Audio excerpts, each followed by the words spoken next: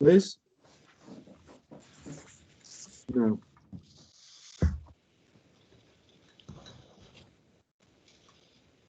Okay, Liz will join in a moment then.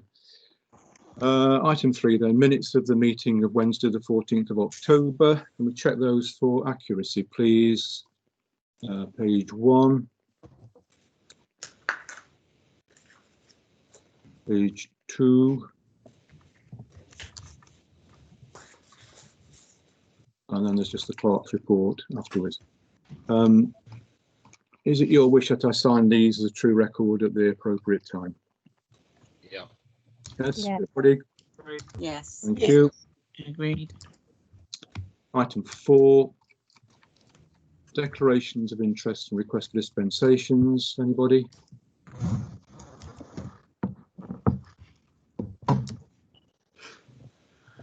No. Item 5 then, public participation time. Have we received any written questions? No written questions, no. Does any member of the public wish to say anything? What? It's Jenny. Jenny? I didn't think I'd be allowed to because I didn't write in. No, you can speak, Jenny. It's okay. Okay, thank you. It's only something, a matter of kind of process, I guess. I'd really like it if the various reports that you see at the meeting were put online after the meeting. I mean, before the meeting if possible, but certainly after the meeting, like the councillors' reports.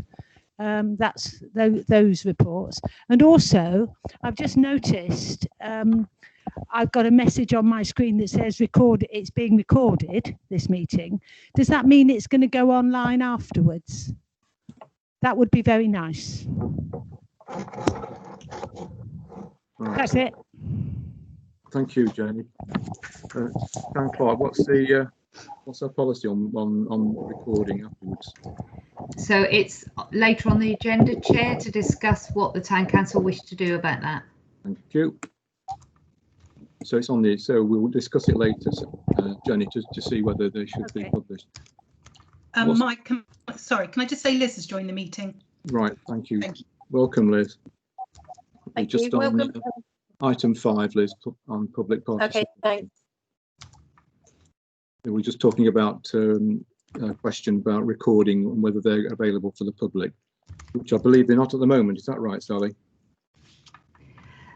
We stopped making them available when we started inviting members of the public to join, so we run it as we would a normal meeting now. Right. Okay, thank you. Item 6 then is co-option of a councillor, and that's to elect a councillor to fill the vacancy that arose from resignation of Councillor Julie Farmer. Town Clerk. So we have David Brown with us. Freudian slip there. We have David Brown with us, who was the next on the list from councillors who stood in 2019. Right. Procedure then, please. I think David has prepared a few words to say to us, and then the councillors will vote on whether they would like to co-opt David onto the council. Yeah, thank you. Just for information, David, this is a normal practice, particularly if we've got more than one candidate, but someone always gives a brief outline of what their proposals are for being a member of the council, and we can ask questions as well. So please go ahead in your own time. Okay, I currently live in Great Coxwell, so it's just down the road. Consider Farringdon the hub of the villages around this area.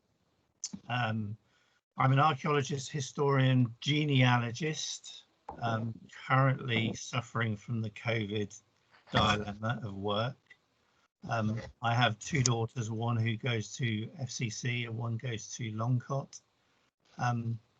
Quite interested in how Farringdon needs a little bit of a tidy up. It's looking a bit ragged around the edges, and I believe tidiness is quite important to promote a little bit of pride in the community.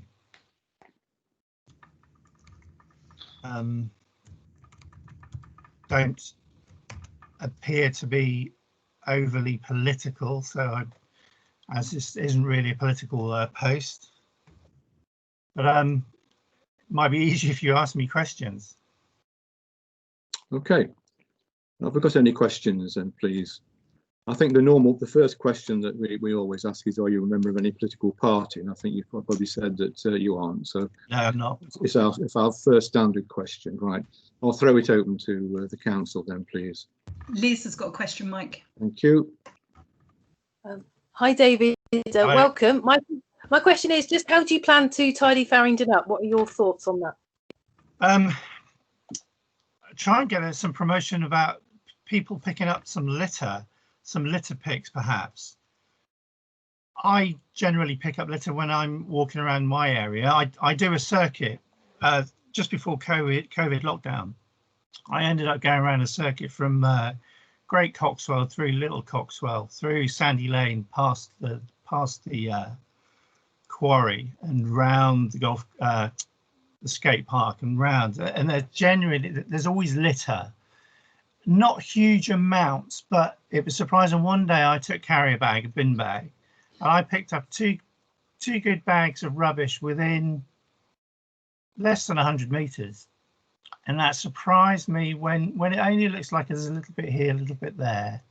It does mount up, and it's noticeable when you're driving, and it just gives a bad impression, I think.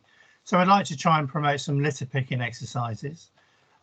Try and get the children interested in litter, because it's the whole recycling nature of the world at the moment. There seems to be sort of people know of it, but it seems slightly lackluster sometimes. And the just general, sometimes the hedges are a bit raggedy. I know that's not necessarily the council's fault. There's just tatty signs as you enter Farringdon. Tatty road signs, which are probably highways, but it just adds an air of neglect. If that answers your question a little. Yes, it does. Thank you. Yeah, Kira. You're muted, Kira. Oh, you're still muted now. Thank you.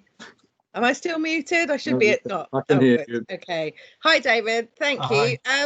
We have spoken before, so I don't want to presume to be asking the same questions, but I think it's worth saying what your motivation for joining the council is, being that you live in Little Coxwell, Great Coxwell even. Well, what I did say earlier, I think even though I live in Great Coxwell, it's not that far from Farringdon, but Farringdon is a town, and it's a hub for all the villages. I was thinking about it this afternoon. You know, if you live in Shrivenham, if you live in the villages surrounding Farringdon, Farringdon is the hub. So Farringdon should be sort of the leading light in the area. Thank you. Mike, Rosalind's had a hand up. Yeah, please, Rosalind.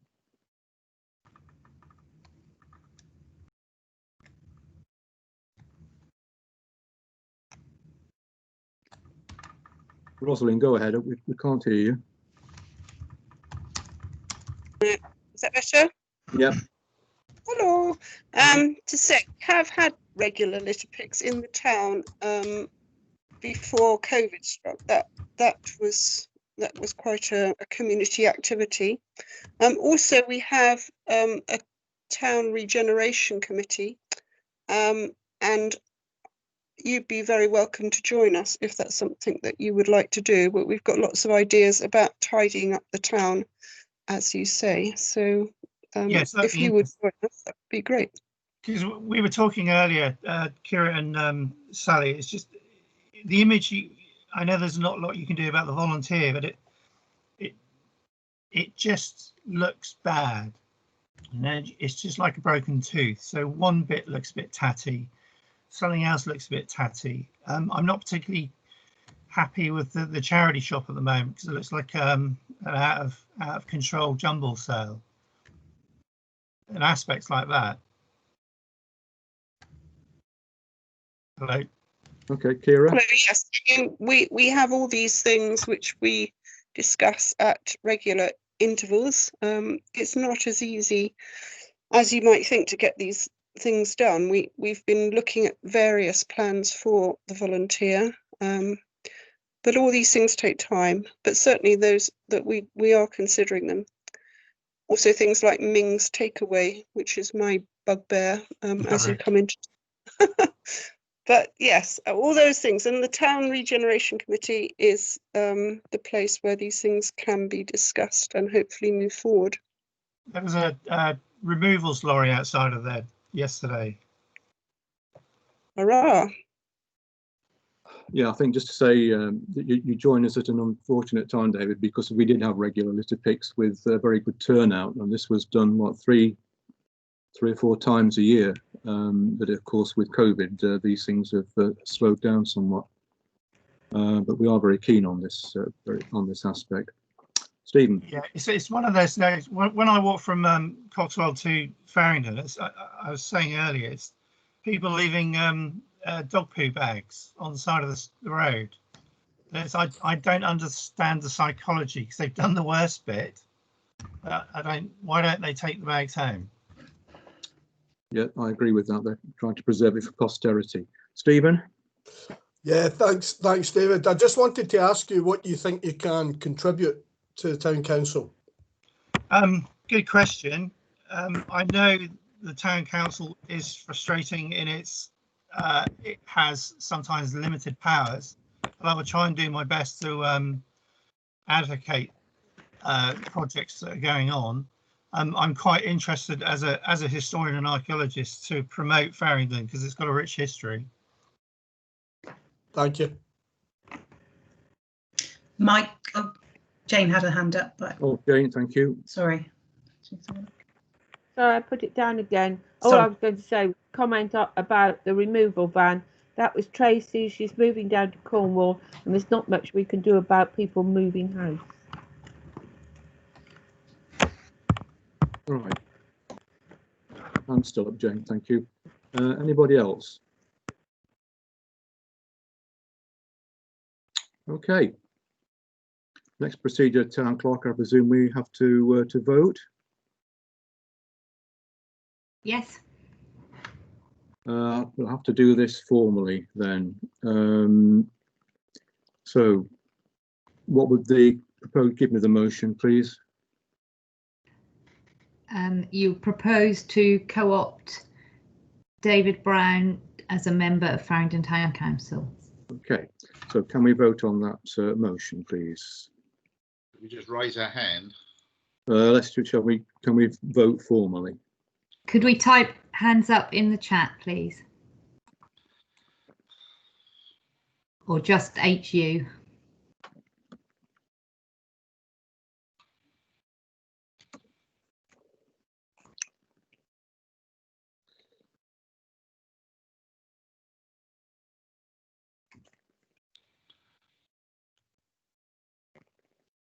Sally, I can't get into the chat on my phone, but I can put a hands up on the picture thing. Thank you, Rosalind. Thank you, Rosalind. What can that do for voting today? It will, yes. As long as we know, that's great. Thank you. I think it looks fairly positive. Yes. Absolutely. Okay. Yeah, it's carried. So that's carried. So welcome, Councillor Brown, to Farringdon Thank you Town. very much. Thank you very much, everybody. Okay. We normally have a round of applause, but it's Round of beer. welcome. Now I understand at the moment you haven't signed the papers, so that you take part in discussion, but you can't actually vote on anything. So but we don't have that many votes. Yeah, Sally explained that earlier. Yeah. Okay. Item 7 then, reports from outside bodies. So first we've got is Thames Valley Police. Have we received anything? Unfortunately not. They've had some problems with their IT and they couldn't get me a report today. I did pass on your comments, and that we have a new neighbourhood sergeant who started this week, and they're all going to be passed to him with regards having a representative who can feed back. Thank you. The next is OALC, for your information, David, that's Oxfordshire Association of Local Councils, larger councils, of which Farringdon's a member. And this was for the last meeting, which was on Wednesday the 14th, and the notes are on the agenda pack. Do you want to talk us through it, Sally or Kira? Yeah, I chaired this meeting for the first time, so I was a little bit daunted because I hadn't even attended a larger council's meeting before, so I wasn't sure, and it was online, of course, so no pressure then. It was a very constructive meeting. The agenda was sent out and it was about 16 pages long, but the detail of the agenda is very different than the town council meetings. We had an external speaker who was good, and generally I think it's a good forum for larger towns to be networking and sharing knowledge and experience between chairs and clerks. So I think Farringdon is obviously, has a good reputation in terms of communication. We talked a lot about the white paper, the pending white paper, and the correct response as we felt as a collective. And if you've had time or are interested to go through the papers or have any questions, I'd be very happy to answer or fill you in on any, but there's a lot of content in there. Thank you. Okay, any questions? Thank you, Kira. Jane has her hand up. Oh no. Oh no, James Famikin. Sorry, James Famikin has his hand up. Oh, James.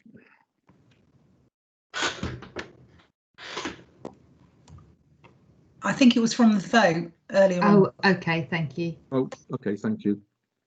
If there are no questions, then can I move on to the next, which is the Place AGM, and Sally circulated the report which is basically for the Charities Commission, which gives a very good summary of the Place activities. And we had the AGM last week. Do you want to say anything on this, Sally? I think the report is fairly comprehensive. It is, and I think it details a lot of what the Place does. I think it's more than the Charity Commission actually need, but I think it's a very good record of what the Place has achieved. Any questions on that?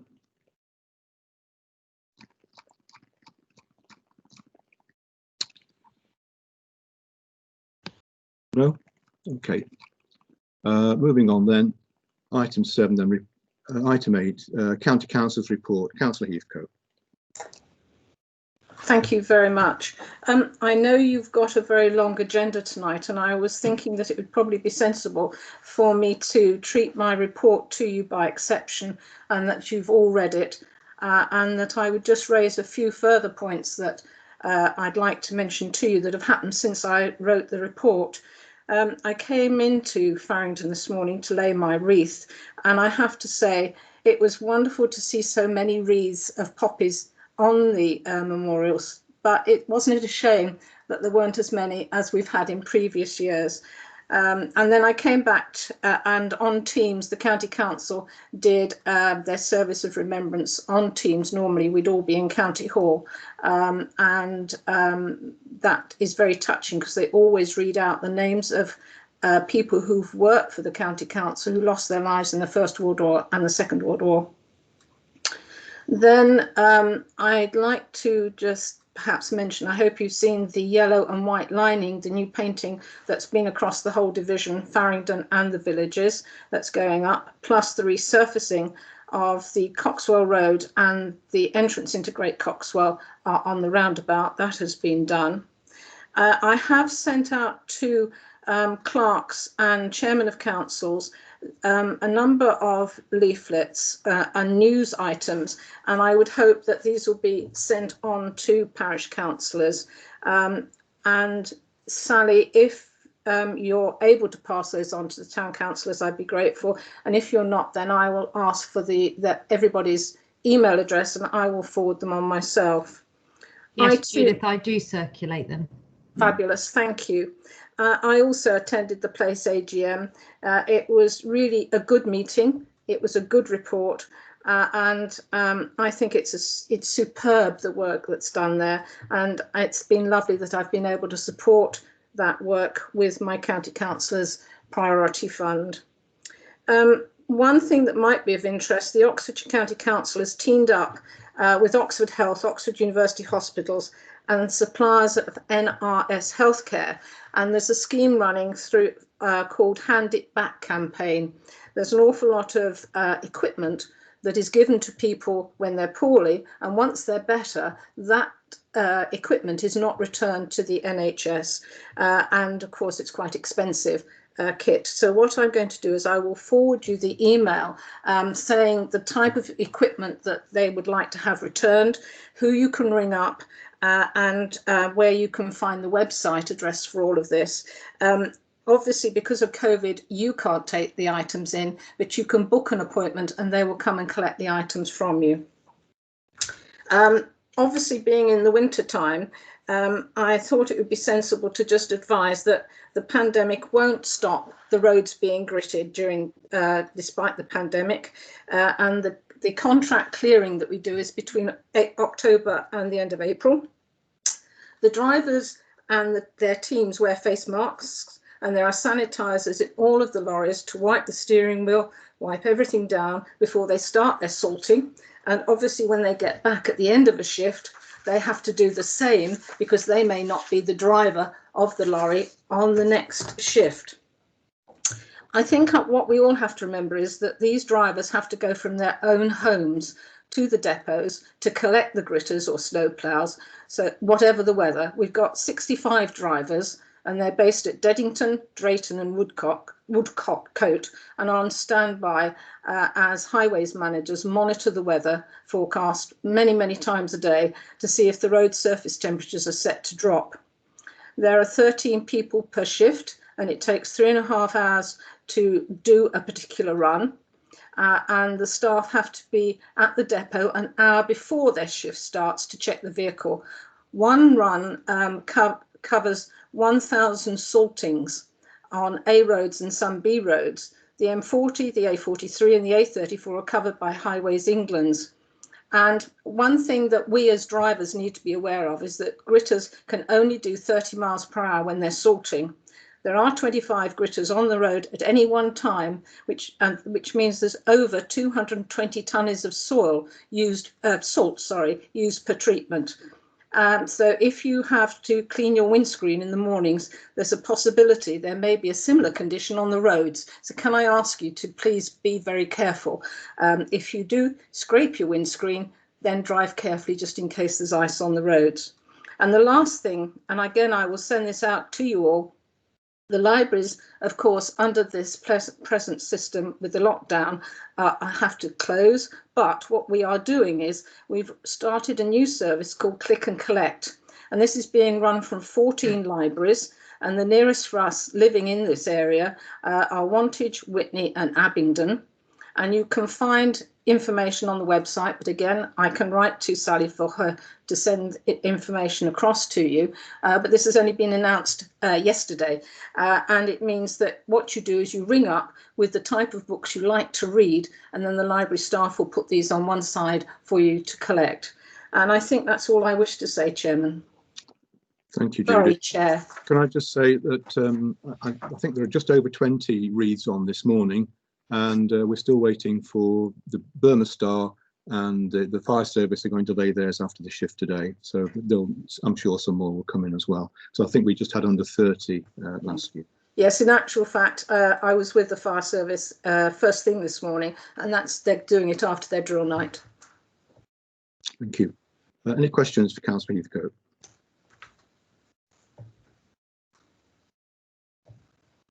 No. Thank you very much, Judy. Thank you. Then District Councillors report. Hello. Hello there.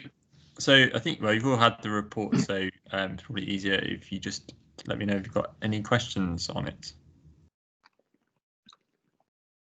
David, can I just ask about, with respect to Rogers Concrete, there seems to be a lot more contributions, particularly from the developers, trying to rebut some of the comments that we made. I think comments close tomorrow. I don't know whether it's worth anybody saying anything else to it, but we haven't had the approval of the council. But just to say, I'm hooking this one on, David, just to say to people, please read it, because I think it's going to be a very important application as far as Farringdon is concerned. Yeah, I'd agree with that, Mike. It's very important. Basically, I've written to the officer in charge just to reiterate the same points that I made previously, which I don't think any of the new application amendments change effectively. There's, I think there's information in there about feasibility assessment for affordable housing, but it doesn't really affect the points that were already made, which are this is employment land. And that's the main thing in the first place. Yes. I think that was new, wasn't it? The first, they'd done a viability assessment on this and decided they couldn't afford any affordable housing. Yes, which we've already made a fairly good case against when it came to the Steeds Farm development. So I think I've made the point about the similarities between the two as well. Thank you. Any other comments for our district councillors, please? Sorry, Jane and Kira has got their hands up. Jane.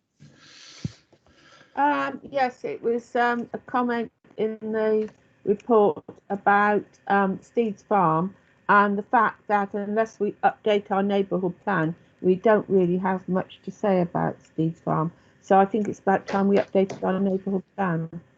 What do you think, Mike? Well, looking for volunteers to do it. I think it's you and me again. I think we're all right, actually, because Great Coxwell neighbourhood plan probably covers an awful lot of what we would want to say anyway. I know they agree with us, so but you know, I think this is going to come up again, so we might have to revise the neighbourhood plan anyway. So can we look at that sometime, please? We can put it on the agenda for the next meeting to look for volunteers who want to dedicate their lives to revising the neighbourhood. No, please, not another one. Thank you. Anything else? Oh, Bethia. Kira. Kira. Okay. Yeah, thanks, David. There's mention about the underpass and consultation with the public. How do you see the consultation taking place, and how will that be? You know, could we link that in with some consultation that we hope to do with the Regeneration Working Party, I wonder? Can I just answer that one? We discussed that. I can't remember which meeting. Sally might be able to remind me. But we were discussing it as a very specific locality-based questionnaire, maybe going out on paper through the letterboxes of the areas in that specific locality, and it would be just about that. I'm slightly unclear because I'm a bit nervous that certain bits of this project are going ahead before other bits of this project are, and I think the consultation should go first. And I mean, I would ideally like to work with Town Council to make sure that happens, because I think that's really important for the residents of that area. I wouldn't want to see anything being done that the residents weren't happy with there.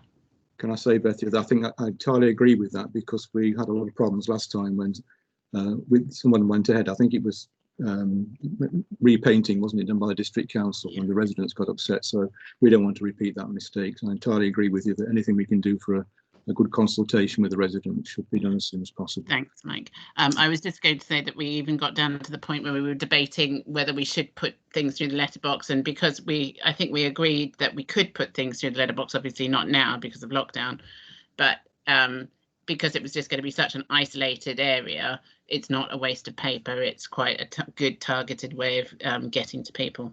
So. if I could just say, Bethia, that was at the Community and Partnerships meeting. I thought it was, yes. Yeah, and I passed all the comments on to the arts officer who's leading the project, and said how concerned the council were about ensuring that proper consultation went ahead, and she will keep us informed and tell us what the programme is for consultation. Yeah, okay. Harvey's very receptive. I'm sure she'll do her best. Who's next? Yeah. Sorry. I was just going to say, add to that, just if the town council would like to, suggest ways to do it, then I think we'd be very grateful that the town council comes up and leads on ideas. Good. I just thanks. I think the Regeneration Working Party may want to link it in with things like the Gateway to the Wilderness, or moving up to Folly Tower, or those kind of things. It feels like it needs to be collaboration rather than and I'd be interested to know how you think best to do the consultation as well, because I think that's important, that we have an understanding of what consultation looks like, really. I think we discussed this at great length at the Community and Partnerships committee, and I think I was a bit confused, because I thought that we as a town council were going to lead the consultation section, but I may have misunderstood that. But I still think that this should be a one issue thing for the roads immediately surrounding that underpass and that mural, and just about that mural, really. Is it worth us trying to clear that up now then? Because obviously some of us on the Communities and Partnership on level at that meeting, and if there is going to be a consultation, because that was what I understood as well, and I just think we need to be clear, so that you're not thinking, or the district aren't thinking, oh, we're doing the consultation, and we're not thinking, well, we're not doing that because it's not our remit. I think, Kira, we have had quite a bit of communication between Sally and the district council, and it's working away, but we can talk to Sally offline and just make sure that things are the way we think they are going. Would that be okay? I'd like something a bit firmer, because I'm kind of learning how these things are working now, and things that we say don't necessarily. I don't think there's a spirit to communicate, but I think sometimes things get pushed off the desk, and then we think they're being done, or we think there was an understanding, and it transpires that that's gone on and we didn't know about it, or I think we didn't know what we were doing. Yeah, if I can say, I think that what it needs is some consultation with the people, saying Hart Avenue, the Lees, Goddard Close, and all those immediate residents. And I think perhaps if they could see what was proposed, if there was some sort of draft of it or cartoon to show what is proposed, just to get their approval, to see what people's thoughts were. And I think the last time it happened, I think was it the community college who actually repainted it, and I think people were particularly happy. Hand up for some time. And I wanted to say what happened last time was the murals were started being painted the day after the local residents received the letter. They weren't actually consulted. Yeah, they didn't have a chance to be consulted, because they started anyway. Yeah. Well, we hope as district councillors that will not happen, because as we know, things are a bit different the way they are now. I do understand, Kira, that you were upset about the skate park lighting issue, but as I sort of said in my email, that is something that was in a previous administration. We do apologise that we didn't pick it up earlier, but there was nobody had ever raised it since we've been district councillors. So as soon as it was raised, we have addressed it, and we've been working with Sally with that again. So, I mean, I think everybody probably saw the emails I sent out this morning and last night. We are working very strongly, and I hope that town councillors do see that we are trying to make as many links with the town council from the district council point of view as possible, and I would like to think that there may have been some change since we've been in administration. David and Bethia, Stephen's had his hand up, and then Angela Finn. Yeah. Stephen? Yeah, thanks. Mike, I think you covered it in terms of outlining the streets and the roads where we have to ensure that the people who have line of sight on this are consulted. And my understanding, Bethia, from our meeting last was the town council were going to do the consultations just to physically stuff letters through people's letterboxes to ask them what their view is. And obviously that would need to be in good time before we landed on an outcome, but clearly the people who are directly affected as part of the environment have to be spoken about directly. So I think we've covered it, haven't we? I thought we had too. Who was, sorry, Joe, who was next? Angela Finn. Angela, sorry. Yeah, thank you. I think there is a process being put in place now, but when I saw the emails, it did take me right back to, I think it was our first town council meeting following the election, when I raised the issue about tasks or issues falling down the gap between district and council. And the trouble is, some of our colleagues took it as a personal slight, as opposed to a weakness in the process, which is what I was trying to explain to the town council back last year. And I think this is, an example of it. But I think that there is a process in place, or I was led to believe that a process had been put in place to make sure the communication between town and district was more firmer, and they can kind of self-police and make sure that they're both up to date with how we're moving forward with tasks. Or that was my understanding. Thank you, Angela. Who's next, Joe? Well, Kira and Bethia have their hands up, but I'm not quite sure if that's still current. No, I'm a legacy. So Kira, Mike. Okay, thank you. My comment really was about the process, and I'm delighted that we're getting things done, and I want to work together. I think there's been improvement, but I do think occasionally, and this is probably a really good example, where we've got, the town council are going to do the consultation, but the districts are going to do the work. So how are we marrying those up? And I agree this is a system thing, but I just don't want it to suddenly, the districts are saying, well, we're ready to do it and we've got a plan, and the town council is saying, well, we haven't consulted, and it becomes piecemeal. I don't think that's going to be an issue, Kira. Okay, David. Great. Yeah, just to complicate it a little bit more, don't forget the county council is also involved. As highways, and as Judith offered to use her councillor fund. Well, she offered to do it this year, sorry, I should say. But of course, it depends on whether it's available next year, is my understanding, because we're now falling into the next financial year, unfortunately, to be able to get this done. But it sounds like what we essentially just need to do is have another meeting, including Bethia, do you think we get another meeting including Abby and Sally and anyone else from that committee? I think that would be sensible, just to clarify. Make sure that everyone's on the same page. Yeah. David, Councillor Heathcote and Sally's got their hand up. Yeah.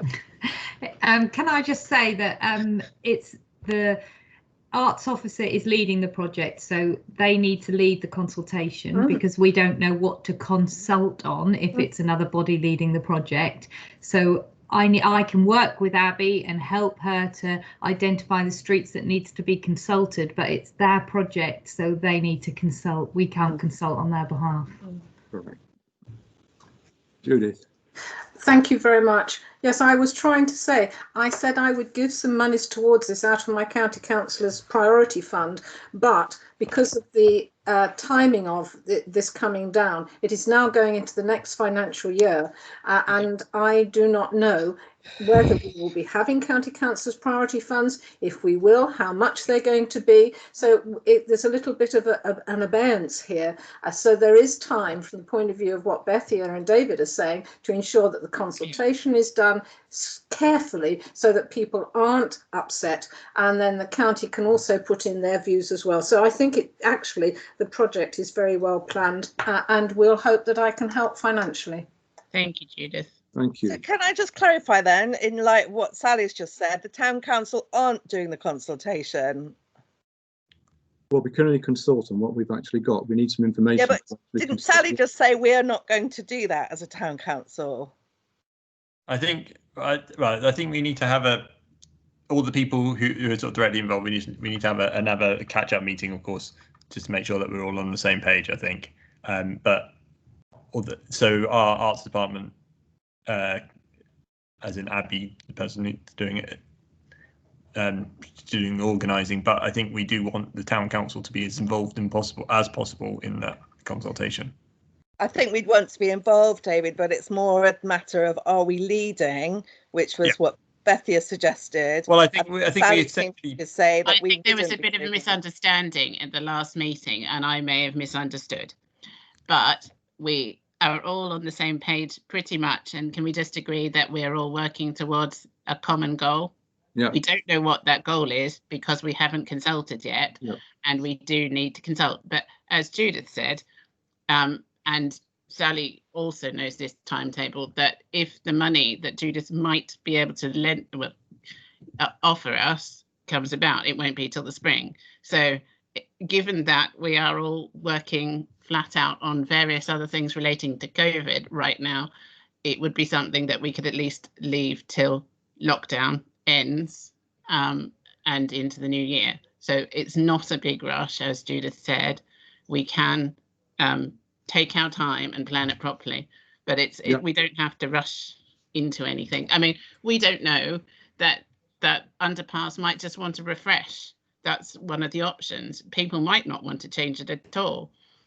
People might want to have a completely different design. People might want to paint it magnolia. We don't know. So, but that we can't we can't guess what people are going to say. But now that we know, it's a stepwise process, and we can plan it across the course of the month, the next few months, and we can see how it goes. Okay. But I don't think we have to rush into saying who's going to do this and who's going to do that right now. Do you mind if I just add something that I think also makes it simpler? Whatever work is done can only be done at certain times of the year, because painting onto that surface will not set. So that is another consideration. Yeah. Thank you, Judith, for that common sense addition. Right, thank you very much for that. We've had a good discussion, and I'm sure we can move forward at the appropriate time with the consultation when we've got some concrete proposals. Thank you. Anything else for district councillors? No, thank you very much, both. Next is Chair's activity report. As you can see, 20th of October was the AGM of the Citizens Advice Bureau. Several of these have been done successfully online. That was circulated previously. Thank you for doing that, Sally. 21st of October, Councillor Grant and I represented our views to the Planning Committee of the District Council about reserve matters. I don't think we were very successful on this one, but you can see the report afterwards. 29th of October was the Lord Lieutenant's presentation of awards to the South East Reserves and Forces and Cadets Association. This is always, I think, a very humbling experience to listen to the citations of these volunteers who have such dedication over many, many years, and the contribution they've made. I've put the programme there, which is in the agenda pack. And again, we had, I think it was the first trustees meeting of the Folly Tower Trust, which was successful. Kira and I were both there. We had a virtual meeting for the place last Thursday, and you've seen the report from that. On the Sunday, I actually provided a Bible reading for the All Saints Remembered Sunday service. That was on the theme of, it was from Isaiah, beating your swords into plowshares and your spears into billing hooks. And this morning I laid a wreath at the War Memorial, which was surprisingly well attended, all suitably socially distanced, a very moving occasion. And thank you, Sally, for recording that. Any questions? No, thank you. Moving on then. 11 reports from committees, and the first is Facilities Committee. Hang on, what are flicking through to go here? Of the 16th of September. Councillor Bentley, any comments? No comments. The minutes are there. If anybody's got any questions or queries, I'm happy to respond. I think at the minutes say it's a town council meeting actually, so it really ought to be a facilities meeting. Well, it should, yeah. Anything for anybody on that, on those minutes? No, if not, can we note those, please? Thank you. Next is Planning and Highways of 28th of October. I don't think there's anything controversial on there. If you've all read it, have any questions? No. Any comments for Councillor Bolton? No. Thank you. Can we note that then, please? And C is Finance and Audit Committee of the 21st of October. Steve, anything to add? Thank you, Chair. One or two things to note. Going through the budget process, we have now warned committees that they need to be revising their income for the year in light of the COVID, and particularly now with the lockdown again. We've been advised that we should assume no income from venues, cinema and so on for this coming financial year, and anything we get as a bonus. So we're asking committees to look at their budgets again and to remove any income streams that are at risk. And secondly, it is coming up on the agenda, but just again the issue of councillor IT and the possibility of providing councillors with iPads was discussed as a possible capital project through the Finance Committee, but this is, it's certainly something that the council needs to take a decision on whether we want to proceed in principle, and then we can look at the precise costings and decide whether we're going to actually include it in this year's budget. Okay. So, anybody any views on this? Chair, I think it's actually an agenda item further on. It is, Steve. I just wondered if there was any. Do we need to sort of do anything before we move on to that? Yeah, leave it for the agenda item. Yes. Thank you.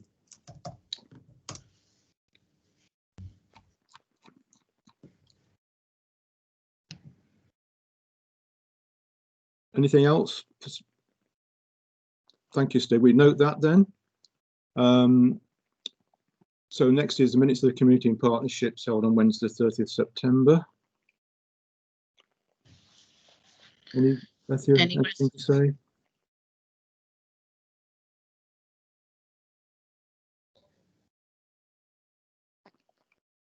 Anything? I just see the Portway underpass, so it's there as expected. Anything? No. Okay. Can we note that then, please?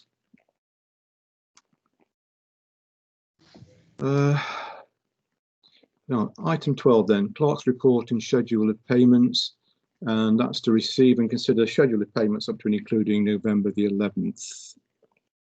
Sally?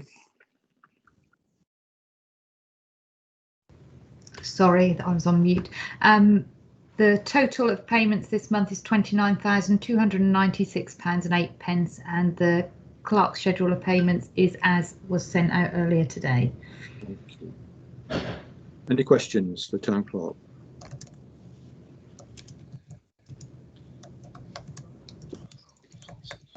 Mike, Steve's got his hand up. Steve, thank you.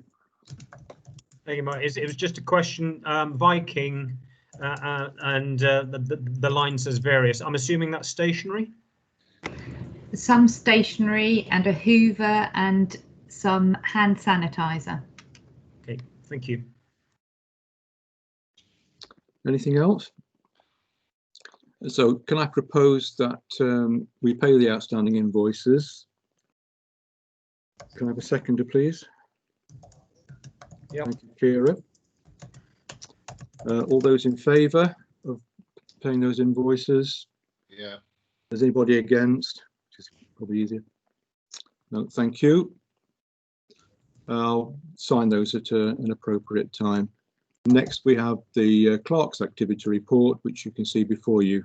Do you want to add anything to that, Sally? No.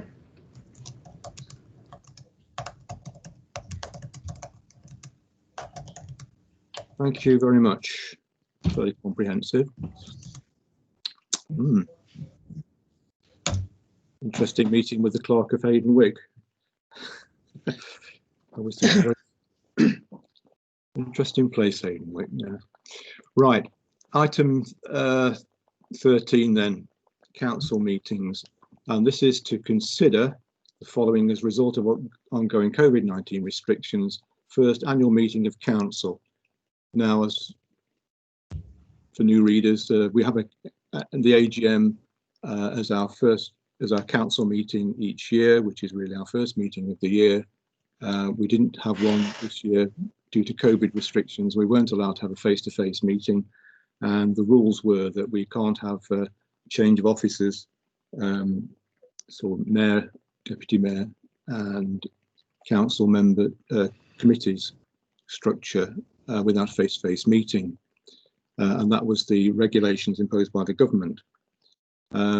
Now I understand the legislation has been changed that we can have online meetings, so we've got two choices. First is that we delay until May 2021, or we hold an online meeting beforehand. I would suggest that if there's probably a very good chance that by May 2021 things might be a lot better, particularly if the vaccines become effective, but the alternative is to hold a meeting beforehand online so that we could have a formal AGM. So what are your views on that, please?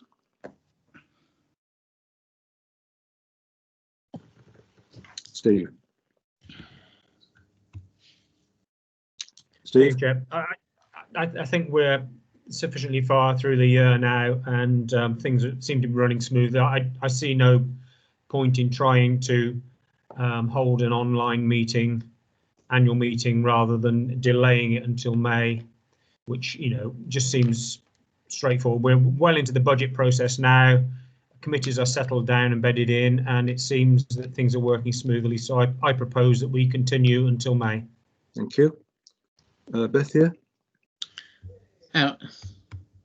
I think I would second what Steve was saying there. Thank you. And sorry, Liz? so Mike, Liz has got a hand up. Yeah, Liz, yeah. I was just going to say the opposite. I just wonder whether there's some people who want to move around, potentially to give them the opportunity to do so. Otherwise, they've got to stay where they are till May. And I just wondered if there was some council who felt they might want to move around, and it might be good to give them an opportunity to do so. That was just my thought.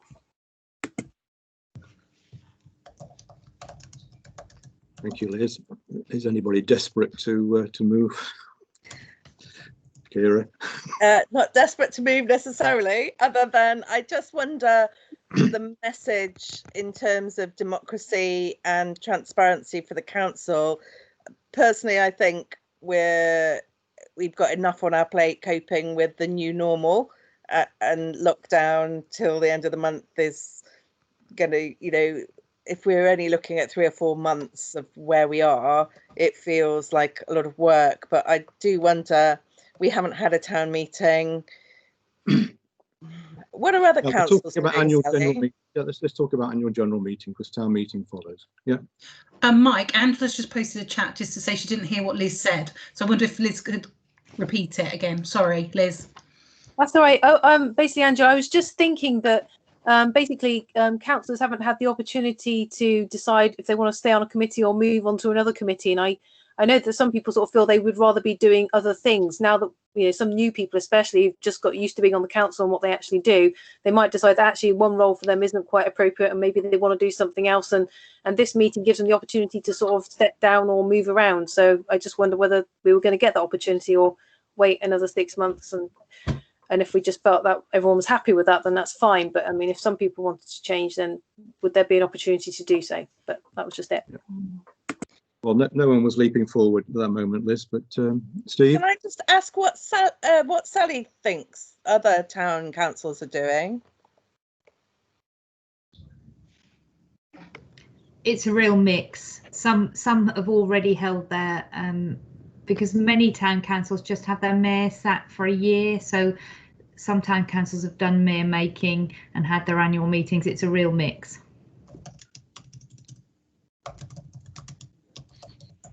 Steve has his hand up, Mike. Yes, Steve. Thank you. There is nothing to answer Liz's point. There is nothing to stop any councillor attending any committee meeting or indeed subcommittee meeting that they're interested in and taking part. I appreciate they would not have a vote, but I mean the reality with our committees tends to be that we rarely take things to a vote anyway, and we operate on consensus. So it seems to me that you know, there is that opportunity. So anyone that wants to explore other options has the ability to do so. And also, I mean, Kira, I think Mike's already answered it, but it's not a question of the town meeting. It is our annual general meeting of council. Town meetings, I would agree, we should seek somehow to run a town meeting of some sort at some point, perhaps to introduce the budget. I think it's important that we do that. Yeah, thanks, Steve. Liz?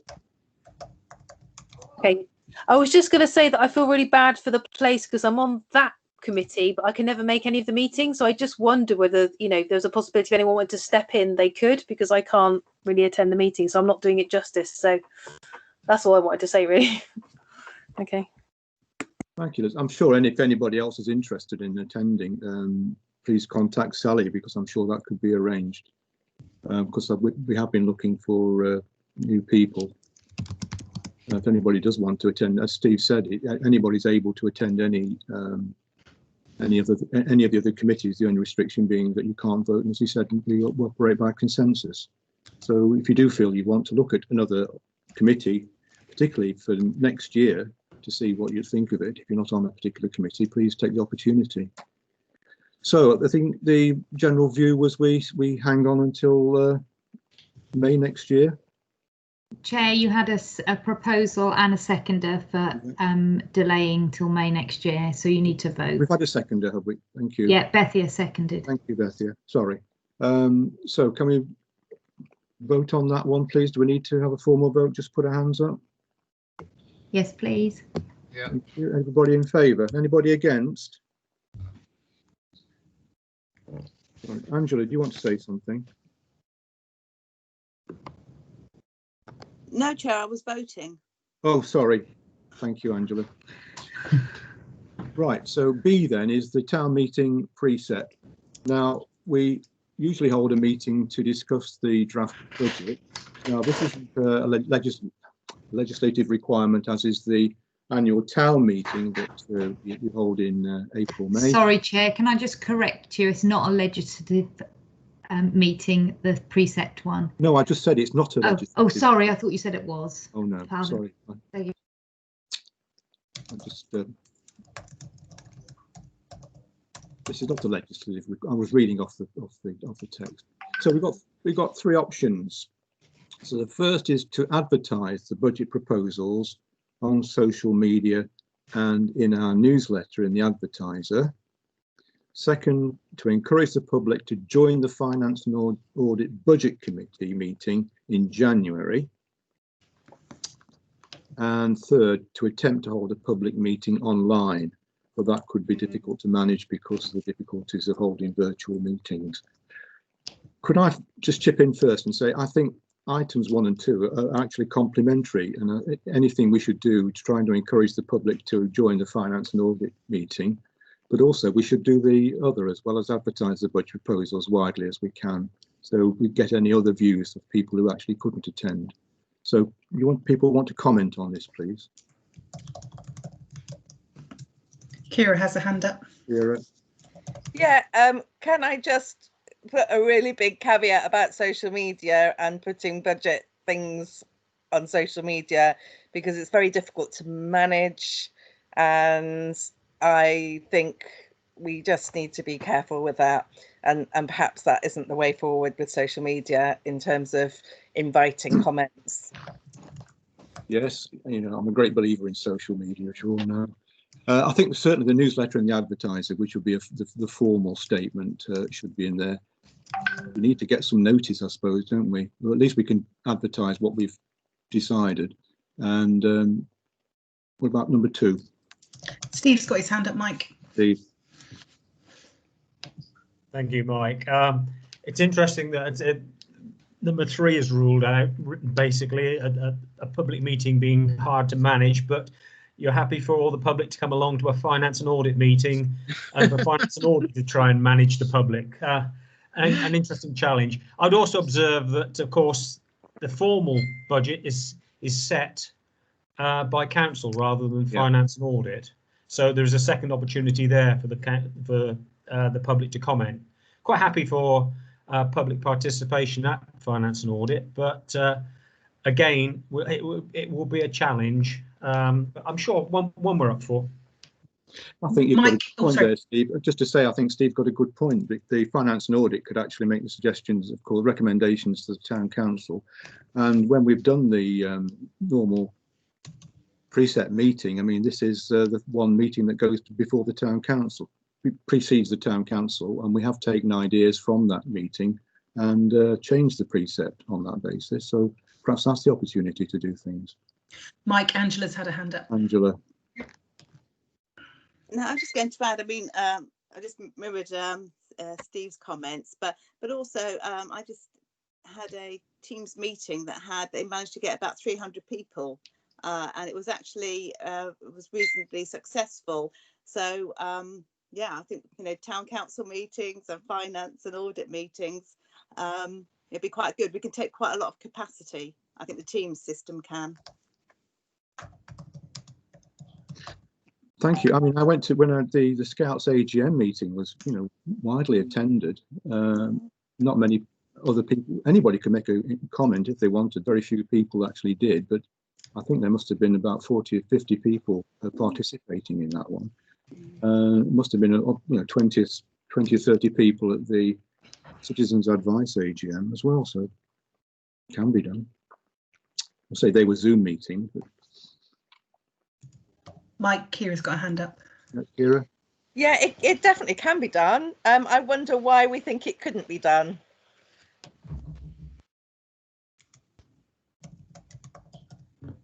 Sally, do we have any? Just we thought that would be very difficult to manage the questions, but it's for council to decide. Mike, Steve's got his hand back up. Steve. I'm not suggesting that it couldn't be done at Finance and Audit. It's just how we manage it and how it's going to be run in such a way that members of the public feel that they make a valued contribution to it. That's my concern. Angela. I was just going to add, I mean, if it's going to replace the meeting, the town meeting, which leads into, which kind of like that some ideas can feed into the precept setting, then I think the Finance and Audit Committee, all town councillors should be attending, not just those that are on the committee. Yeah. Okay.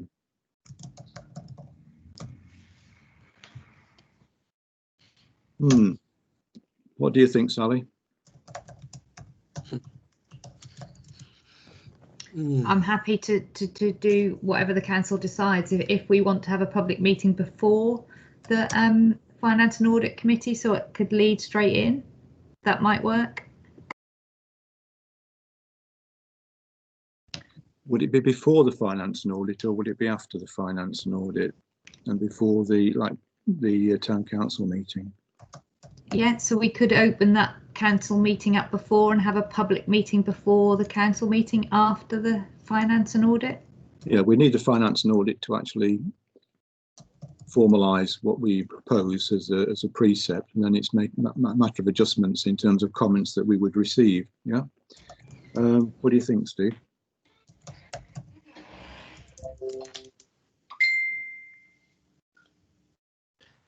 Chair, I think the difficulty will be that obviously we will have to go through a line by line look at the budgets again at the next Finance and Audit meeting, and really it's only at that point that members of the public are perhaps going to be able to comment, isn't it? It's difficult to comment before you've seen a budget unless you're coming through with specific projects that you want to propose. So happy for us to go with 2 and then perhaps move on to a public meeting ahead of council to but so in other words, we invite as many members of the public to participate in the finance meeting, but then use that information rolling forward for a public meeting ahead of the council meeting which ratifies the budget. Yeah, certainly go for the meeting before. I just wonder if it'd be easy to have the Finance and Audit to actually sort of formalise our views and then ask for comments in terms of modification. Yeah. Okay. Yes, right here. Thank you. I think we need to look at what it is that we are hoping to do with the engagement, and that's get as many people as interested or their approval of what we're hoping to do or their feedback, isn't it? So I think the idea of one bar the social media sort of open dialogue is a good idea, and then we work around how that fits in with the meetings that we need approval for, so or feedback from. So I think perhaps if we're guided by Sally as to which meetings we need confirmation from, and then we advertise in the advertiser and the newsletter the information that we want feedback about. Would that work? I think it's be timescale, wouldn't it, Sally, in terms of getting the Finance and Audit Committee's proposals published in the advertiser for comment before the town council meeting? So I can do an overview and publish what we have decided so far in the December advertiser, and then invite people to come to the Finance and Audit meeting in January, and then we can hold the public meeting between before the council meeting that agrees the budget. That sounds like a good idea to me. Well, do you need people at the Finance and Audit meeting? That's all. If you're going to well, that'd be we don't need them there, but that would be great, wouldn't it, if we had lots of people participating? Be a miracle. So unfortunately, it's quite a tight time scale because we need to have the budget completed by the 3rd week in January. So we have to have the Finance and Audit meeting on the 6th of January and the council meeting on the 13th. So it's tight. It's very tight. you want to look into it and make the decision at the next meeting? We haven't got time, have we? Do you want a decision now? I need a decision now about if you want me to publish in the Advertiser, because the deadline is in a week's time. Absolutely.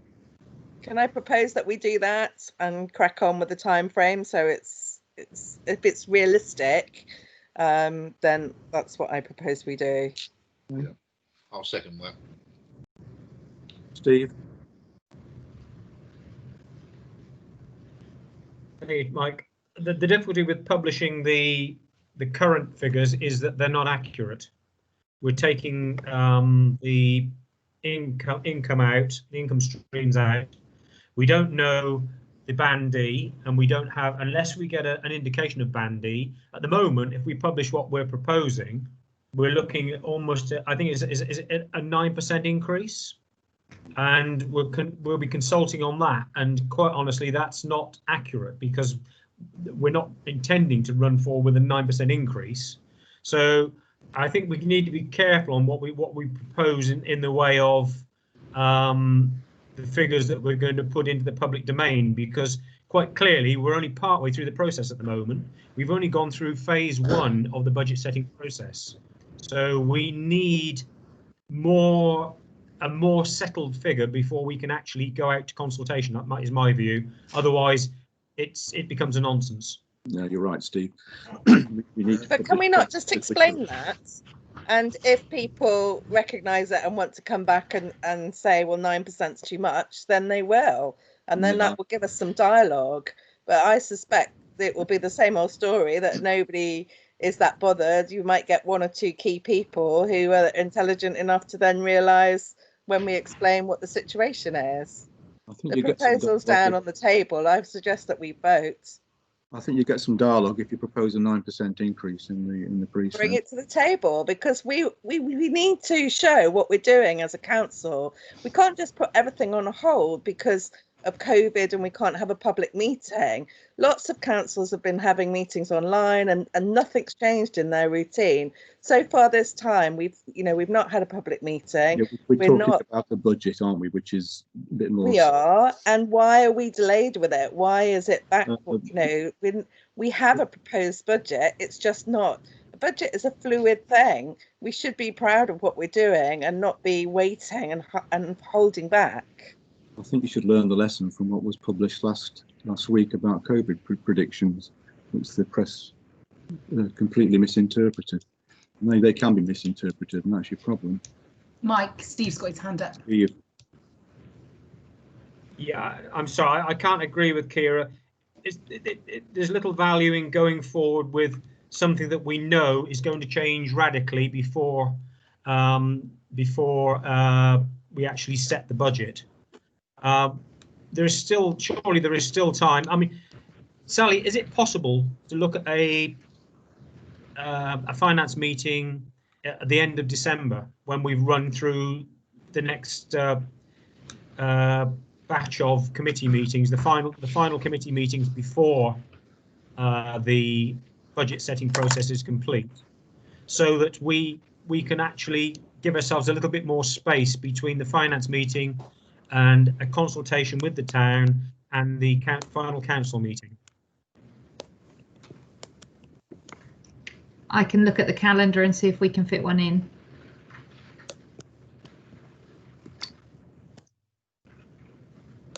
I think that's a good idea to do that. I think we need to get information which is as near the final version as possible.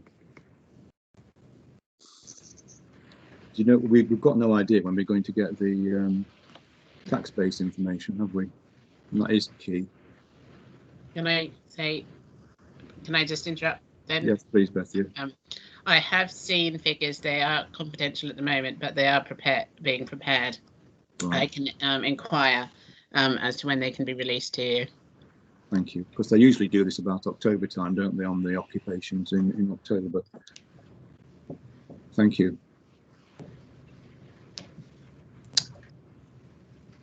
You made a proposal, didn't you, Kira?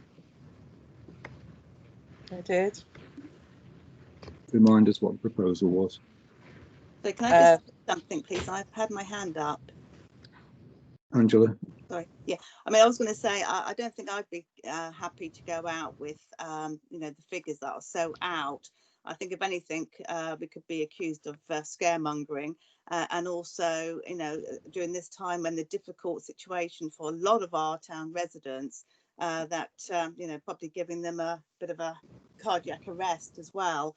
And really, you know, if I was on any committee, irrespective, and somebody came to the table with figures that are really, you know, the best guess and the best, you know, using last year's information and also what we're planning on doing this year, without kind of bolting in the tax-based details and obviously in our case as well, taking out the income, which has been kind of, we've been encouraged to do, then I wouldn't be happy with the whole committee, you know, portraying that information.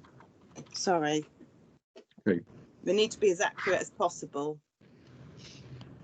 It can be difficult to be managed when you get to the public domain. Yeah, and we're talking about managing the people. It's very difficult when you have information that is not accurate and you put it to the public. I think we need to think about that. We were discussing earlier on about managing the public. It's very difficult. You will have divergent views on that, and that can lead to as if we're not really serious with what we are doing. Yeah, thank you, James. I agree with that. Mike, Sally's just put something in the chat about possibly meeting on December the 17th, and Angela's got a hand up still. Yeah, Angela. Oh, okay. Sorry, mine's a legacy hand. Sorry, I'll bring it down. There we are. So Sally's suggesting we could possibly meet on December the 17th, which is a Thursday. And will we likely to have more accurate figures then? Is that what we're saying? Sure. We will have been through another budget cycle through the committees, which should have refined those committees' budget figures to where we need to be with regard to income and so on. And also, it gives us an opportunity tonight to decide whether we want to spend money on councillor IT, and take that principal decision and factor that into the budget as well. So if members of the Finance Committee are available on the 17th, I would propose that we run with that date. Yeah. Okay. You're happy with that? Yeah. Yeah, I will second that. Thank you. I think it'd be good if we could try and get the tax-based information by that date as well, so that we can factor that in, please. I think there's a good chance we get a tax base by that Can I date. just interrupt again? Thank you, Beth. Yeah. Just looking, as far as I can see, those will come to Cabinet at District Council on the 4th of December, so that will be public information then. Brilliant. Thanks, Beth. Yeah. That looks good then. So where are we? So we have a finance and audit on the 17th of December. We get then a good idea of what the precept will be. Can those numbers be put into the advertiser at all, Sally? Too late? No, I think that will be too late. I could put into the advertiser asking people to come forward with ideas and what they would like to see the council do with the budget next year. Good idea. Yeah, that's good. Yeah. And I presume we could just put something on the website, couldn't we, to say if anybody wants any information of where we are, we could do that. Yeah. Yeah. So if we could publish the any necessary information on the website, warn people in the advertiser to make recommendations and to look out for the information on the website, possibly with a view then to holding a public meeting or before the council meeting that decides. If that we could do that.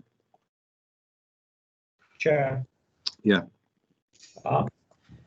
We could also advertise the committee meetings, because the committees are going to be setting their budgets, and members of the public, may be interested in observing that process in light of our goal of being very open with Yeah. how we set the budget. You know, an interested member of the public can follow the budget through from committee through finance and on to council then. Yeah, good idea. I like that idea. Yeah, brilliant, Steve. Bethy, you've got a comment to make, or you? Your hands up. Thank you. Legacy apology. I did put a note in the chat though. Thank you. Are we resolved on this now? Are you happy with this, Sally? Yeah, I am. Do we need to return to Kira's proposal, or is she withdrawing it? No, happy to withdraw it on Thank you, the Kira. understanding that we go forward on the way suggested. Thank you, Kira. Thank you, Sally. As long as you're clear on what we've got to do. I am, yes. Thank you. Item C then is public participation, recording and publication. But we currently advertise the link to the meeting, but we don't publish a recording. So we've got, again, 3 options. So do we continue as we are at the moment? Do we record the meeting and publish it? Or do we live stream when staff are able to return to the office? And I think Sally's put a comment, already still on this, it needs a fast internet connection and 2 members of staff working together. Mike, Angela's got a hand up. Yeah, Angela. Yes, hello. Can I just confirm, please? Because I've actually listened to town council meetings. So is this just where we've stopped recording through COVID, for the lockdown period? Yeah, we were publishing them before we had the facility to allow members of the public to join, but now members of the public join the meeting. We stopped publishing because we hadn't made that resolution to do so. So that's why I brought it to this meeting. Right. And Kira? Yeah, we used to always have an audio recording, didn't we, of the meetings, and so people could retrospectively listen to the meetings, but now we don't do any of that. We just expect people to join live, and I wonder whether we've lost something somewhere where people actually did want to listen to the meetings and now can't relive that. We're just getting the minutes. So we've never published the audio recording. They've been available though, haven't they? Because I remember we had a discussion about it. Yeah, so they were available for the public to request if they wanted, but we have never published them. The council made the decision. Yeah, so we never published. So if a member of the public requested to see the videos of this meeting, would we consent to give it to them? Is that what we're talking about Absolutely. today? Yeah, for free. If we still hold them and they haven't been deleted, then yeah, they're public property. How long would we hold the audios for previously? To the next meeting until the minutes were agreed. Okay.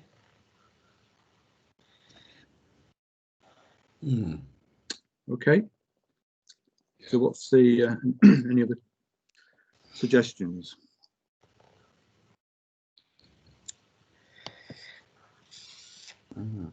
Sally, have you got any views?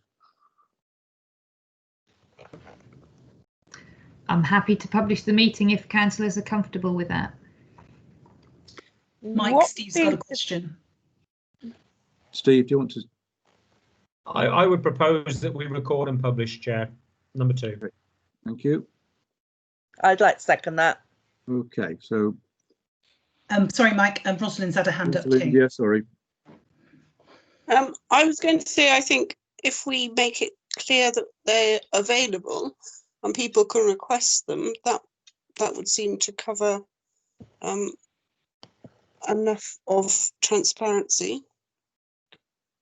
Thank you, Rosalind. Angela?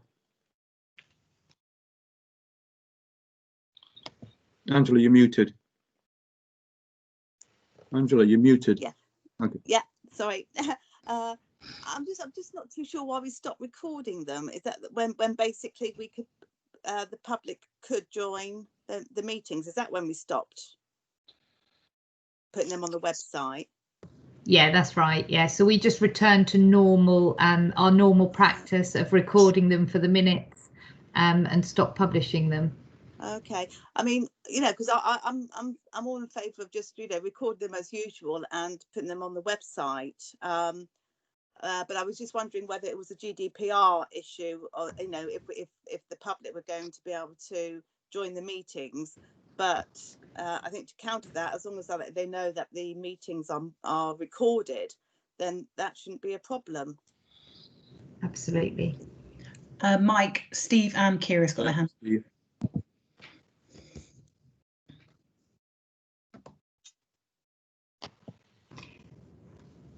Steve? Sorry, mine was a legacy. Apologies. Sorry, Kira. Yeah, I wonder if one of the reservations is in case something happens that we feel we wouldn't want publicly in the public domain. And I'm guessing we could redact some of the, if somebody spoke about somebody's name or something, hopefully councillors wouldn't ever, but these are public meetings, and the legacy of having something out there forever, is that why people are reluctant to have it? I'm a bit unsure as to what the implications of putting it online might be, or the reservations.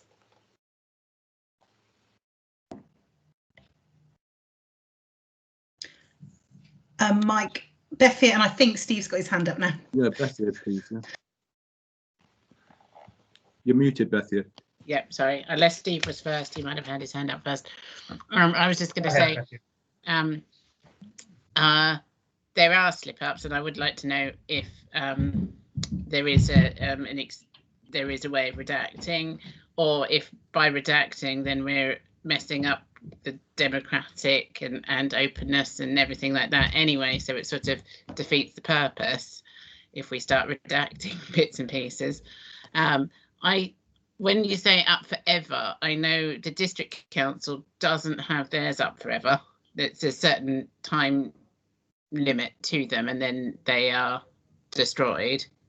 So I don't know if there's a protocol set by OALC or anything like that. Just that might be worth investigating. I think we're too early into this legislation to have a protocol at the moment, but we can write our own protocol. Yeah.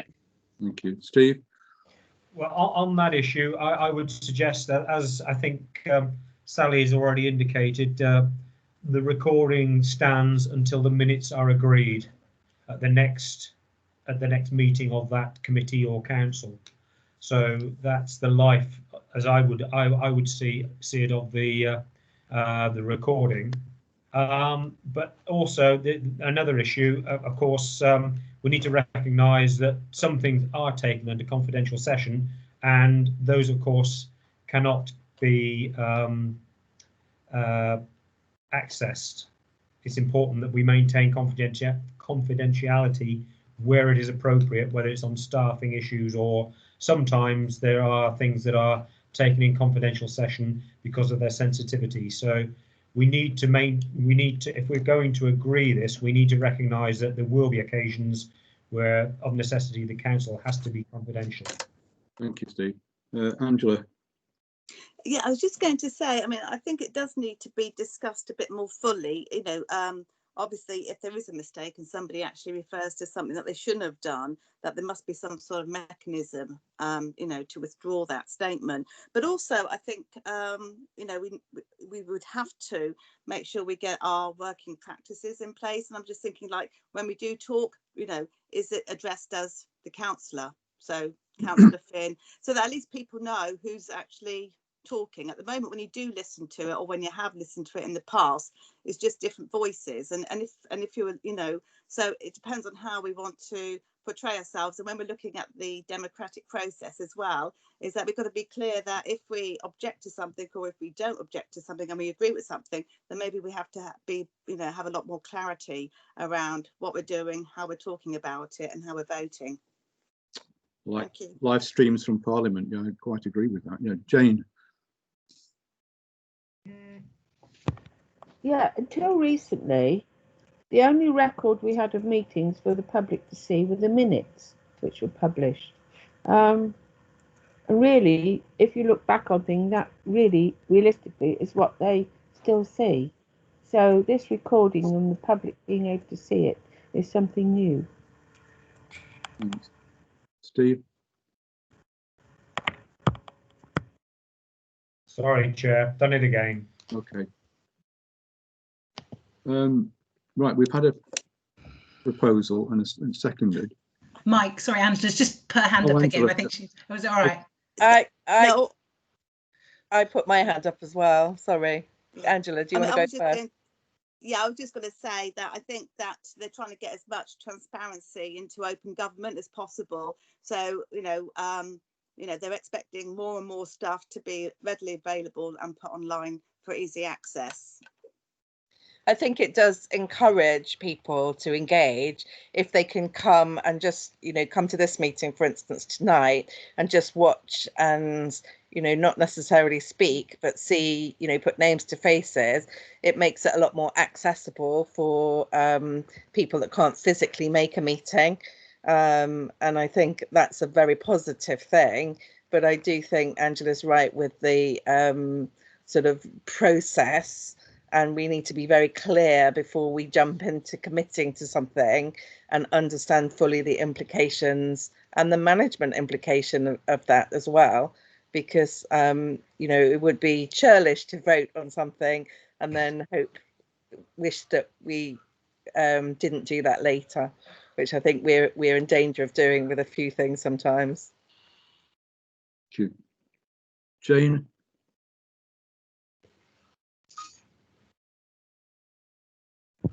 Sorry. Okay. You did propose that, Kira, that we do record meetings and publish, and it was seconded by Steve. And I think, is there a caveat on that, that we publish, but only for a limited time, a bit like the iPlayer? Thanks. Sorry, Kira. I actually proposed. Sorry, Steve, you proposed, yeah. And yeah, I think there needs to be two caveats. One on time limit, sunset clause, if you like, but also on confidential material as well. So it's in terms of proposal is that we record meetings and publish with a time limit, and also we can only publish those matters which are not confidential. We're happy with that then? Yeah. So we all agree on that? Yeah. Cool. Anybody not agree? Thank you. Is that okay, Sally? I don't agree. You don't agree? Thank you, Angela. I think it needs to go. I think it needs to go wider to actually how we're conducting. It needs to have a review to see how we conduct it and how we address each other.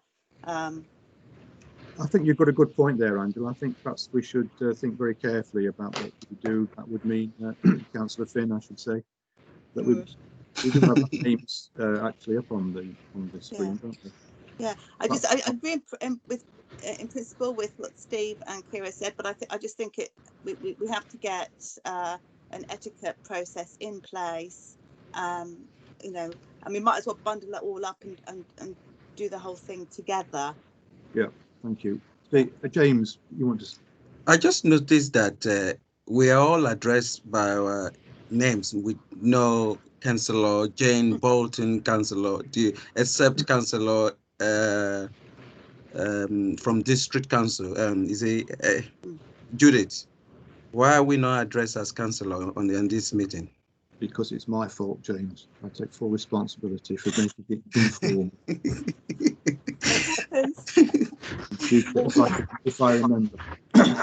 Senility hasn't got that far. I will start calling people formally if you want that. But I think, in your defence, Mike, I think it's been previously in an attempt to make the meetings more approachable or freer speaking. It becomes very formal when we start to, councillor wise, and there's a different take. So in order to encourage dialogue, maybe we do need to review and call people by their names and drop the councillor. I'm not saying I'm going to vote for that, but I think we need to have some dialogue around. It's very clunky when things come online, who's going to speak, and we're lucky we're a friendly, polite bunch. And so we don't have the problems of some of the meetings that I go to where everybody's shouting and you have to have like a ticket system at the deli where you only get to speak when it's your turn and you've got to get it all in. But there is potentially, it's confusing if you're watching this meeting and you don't know who's who. It would be very confusing, I'm sure. What I suggest we do then is we accept what we're doing at the moment. Councillor Finn's reservation and what Councillor Famikin said as well. So we can review this. Perhaps we need to. How can we do this, Sally? Mike, sorry, but Angela's had a hand up, and I think she would like to say something on this. No, I mean, all I was going to come in to say, and I think Kira's quite right, is that, sometimes when you start formally, using councillor surnames or first names, entirely up to you.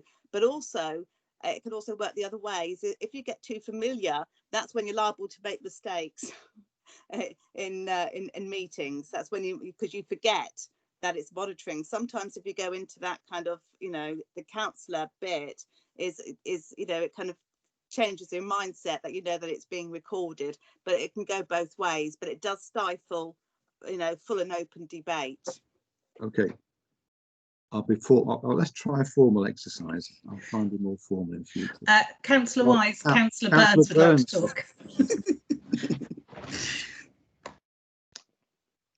I would like to say that if all this talk about how we can be identified, if people are watching this online in the way that we are at the moment, all the names and some of the pictures and sometimes the live video of the people are there. So I can't see how anyone will be confused about who's speaking at any time. Yeah, that's true. Everybody's name is up there, Councillor Burns. That's quite correct. You can call me Rosalind.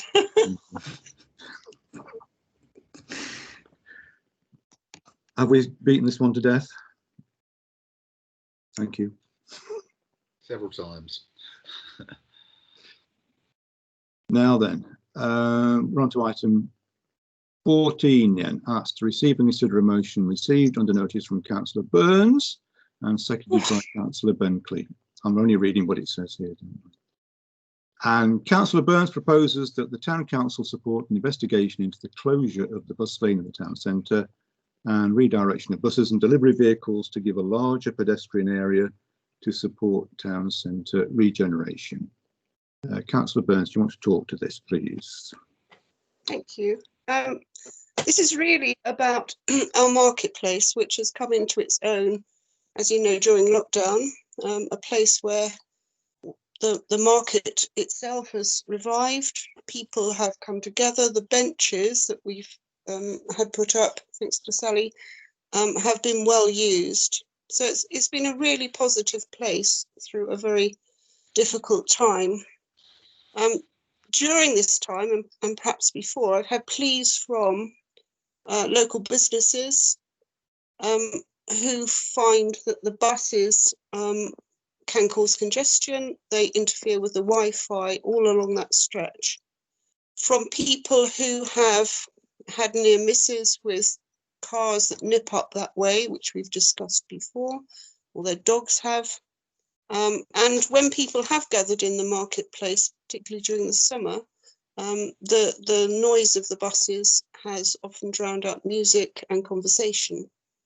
So the idea is that we convert the bus lane, which is quite possible, as has been proved during Follyfest, when there have been roadworks, and will be shown when the Old Town Hall is renovated and scaffolding goes up, that the bus lane can be closed and the buses can still run. There is a possibility of there being a stop in Gloucester Street, then turning straight into Marlborough Street, and possibly with the Budgeon site in the future, the idea of a lay-by there so that they would turn straight into Marlborough Street and have a bus stop there. So people would still have a bus stop in the town centre. In Newbury, which I know quite well, when they pedestrianised that town, they used rising bollards to block off streets but still allow some vehicles through. So we could, if this was agreed, we could then allow for sporadic delivery vehicles to go into the bus lane as was needed, but prevent the cars from nipping through in the way that they do and cause some danger. So it would allow a safer, more environmentally friendly area to be enjoyed more comfortably by the people of the town, and allowing the marketplace to thrive as it has done through lockdown, with all the stores coming in. And obviously, this is something that will take time, but I hope that, well, I propose that we show a commitment to this being positively investigated. Thank you. So we're not actually proposing that we close the bus lane, but we are proposing an investigation into this. Yep. Yes. Thank you. So we're all clear. With the hope that it will be closed eventually. Thank you. Well, that's not Steve. Thank you, Chair. Can I ask that part of the investigation is into looking at realistic ways of maintaining a bus service into the town centre? Not, you know, I appreciate that Gloucester Street, Marlborough Street is the obvious route, but there needs to be a realistic way of allowing buses into that area to wait for passengers to get on and get off, but also there needs to be somewhere for the passengers to wait under cover when it's raining, as it often is. I mean, the moment there's the Old Town Hall, quite obviously, as a shelter. So we need a significant shelter and a bus lay-by of some sort, because as we all know, buses struggle to get up Marlborough Street sometimes with the congested traffic and car parking up there as it stands. The thought of actually having a bus park there and wait for passengers to alight and so on is going to be problematic. We need to be realistic in how we're going to address this. I'm quite happy that as someone who has, you know, had near misses with cars going up the bus lane, quite happy to see that closed off if we can maintain a bus service into the town centre. So let's look at that as well. Yeah, thank you very much for that. I think it's a complex issue, and there's no easy solutions to this. I mean, personally, I'd like to see the traffic flow reversed, so that actually buses went down the slip road, which you could actually then make a no entry into that completely, and it would be much easier for the buses to negotiate that. But this is a proposal for an investigation. So are we all in favour of this? Mike, I think Rosalind would like to respond to some of those comments. Well, yeah, okay, go on. Sorry. Thank you. Yes, I mean, we have considered all of these things. In the Town Regeneration Committee, we have discussed a lot of these matters at length. Certainly, if the bus can come down Marlborough Street and there is a lay-by in the back entrance or the side entrance to the Corn Exchange, which could be reserved as a bus stop rather than the where it is at the moment, then that would happen. If we could get the Budgeon site development to agree the lay-by there, which I think is feasible within their proposals, then Costa would absolutely thrive because people could take shelter there, as well as undercover, as much cover as they've got, certainly outside the Old Crown. And they could also, if they know the times of the buses, be waiting under the Old Town Hall in the meanwhile. So, I mean, these are all possible. The bus lane has been closed a number of times and people have managed it. And it would be so much more pleasant in the marketplace if we did this. Yeah, we are looking into an investigation, not a decision tonight. Jane. Part of the planning for the Budgeon site is to widen the pavement, not put a lay-by in there. which is one of the problems. Actually, I would actually love to see the centre of town totally pedestrianised, but we've looked at it before and it hasn't really been feasible. But looking into it again is a good idea. Yep. So that's the, Steve, do you want to say something? Are you? Your hands up, Steve. Okay, thank you. Sorry, Chair. So the proposal is that we support an investigation, which I think is probably a good idea to have a discussion on this. So it's been proposed and seconded. Does anybody want to make any amendments to the proposal? And in this, it's proposed the Town Council takes the following actions: to meet with OCC Highways, obviously to discuss feasibility, because they would make the ultimate decision, and Stagecoach, because it's very important, as Councillor Bolton said, that we do have a bus service in the centre of the town. Remember, it used to go up London Street, and there were threats of withdrawal because of the problems of congestion. Develop plans, look at costs and funding opportunities, and consult with the community, which I think is extremely important, because it's the community that really matter, and how it affects them, and also shopkeepers. So it's an investigation. So can I have a vote on that, please? All those in favour? An investigation? Anybody against the investigation? James? No, I'm not against. I support it. Thank you, James. So that's carried then, I think. Do you want a formal vote on this, Sally, or are you happy with that? No, I could record all the votes there. Thank you. I think everybody's voted in favour. Thank you. Which brings us on to our second motion under notice, and that is that Councillor Bentley proposes the Town Council support an investigation into the redirection of traffic in London Street with consideration given to closure or one-way traffic. Councillor Bentley. Thank you, Chair. Yes, this is along the same lines as the earlier proposal. This is to investigate, not necessarily do, before people start throwing arguments at us. We are looking at making, we being the Regeneration Committee, working party rather, are looking at making ways of making the town centre more of a meeting place with a sense of presence, and traffic on London Street is an issue. Stop you a minute. You've got an echo. I don't know why. No, you're okay. Is that better? That's better. Thank you. Yeah. Maybe I'll speak slower. I can hear it as well, actually. Okay. If everybody else puts on mute, then that's the way to do it. Oh yeah. Yeah. Is that better? All Yeah. right. So really, it is a proposal to look at, and obviously it'll be done at in tandem with the logistics of the bus lane. It just seems to make sense to do it all in one go and have a look. We did look at possibilities of closing the town, but we think this might be a step towards keeping the town accessible to traffic, and bearing in mind the impact of a potential 20-mile-an-hour speed limit, which is already undergoing with those investigations. So it's just a proposal to look into it at the moment. Thank you. Thank you. Bethia's got a hand up, Mike. Yes, Bethia, please.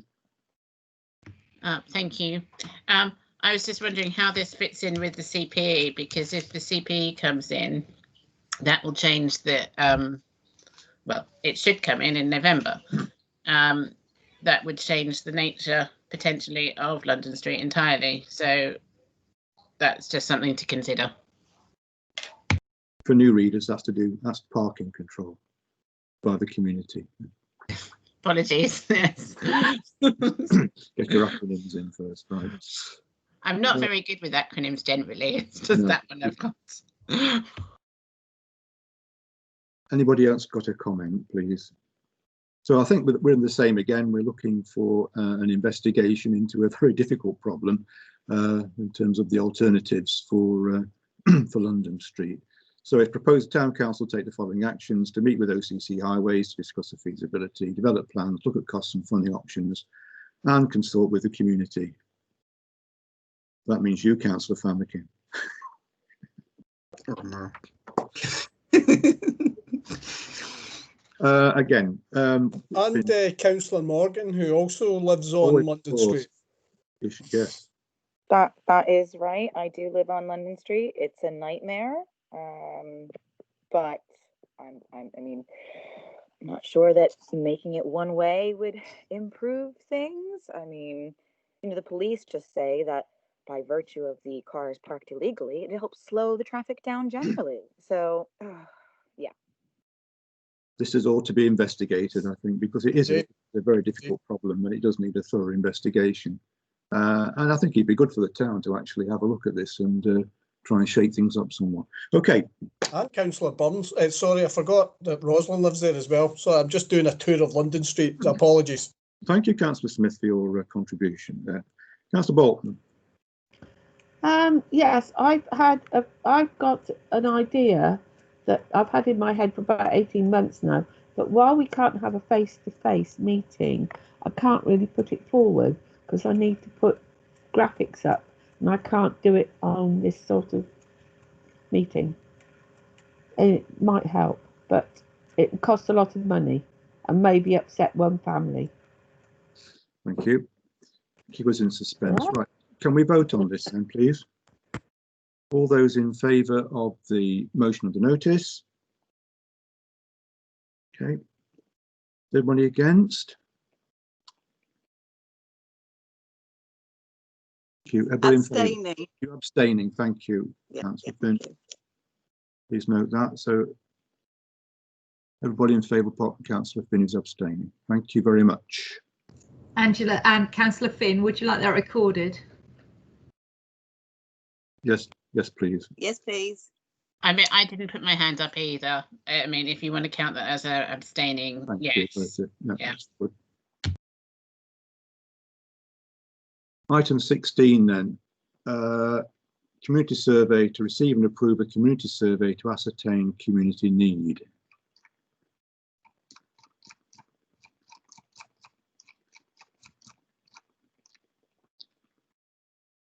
Sally, do you want to talk to that one?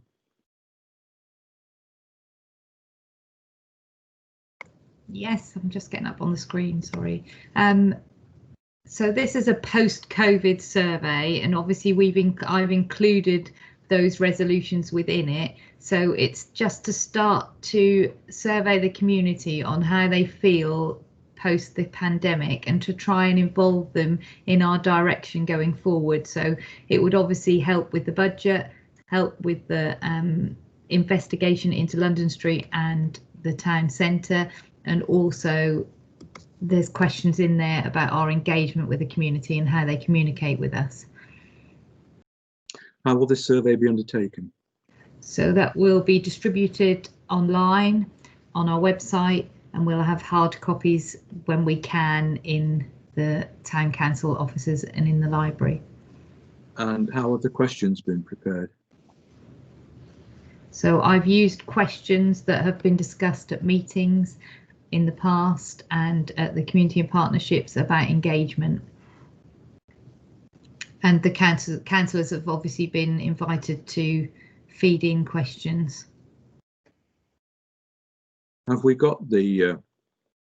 Yeah, there's a link in your pack. You just click on the link. I can put it in the chat if you can't find it.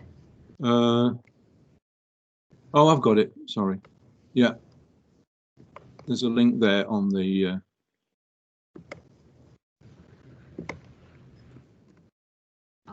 chat as well in case there's members of the public who can't view that. So it's a simple tick box exercise.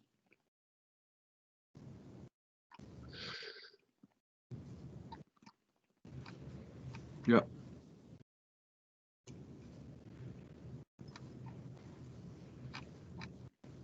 Is that just the one page on that one? 20 questions. Yeah.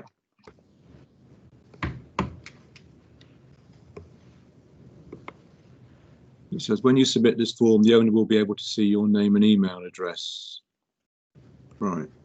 Yeah, okay.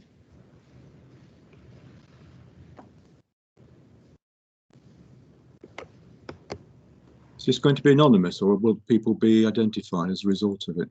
Sally? They'll have the opportunity to be anonymous. Okay.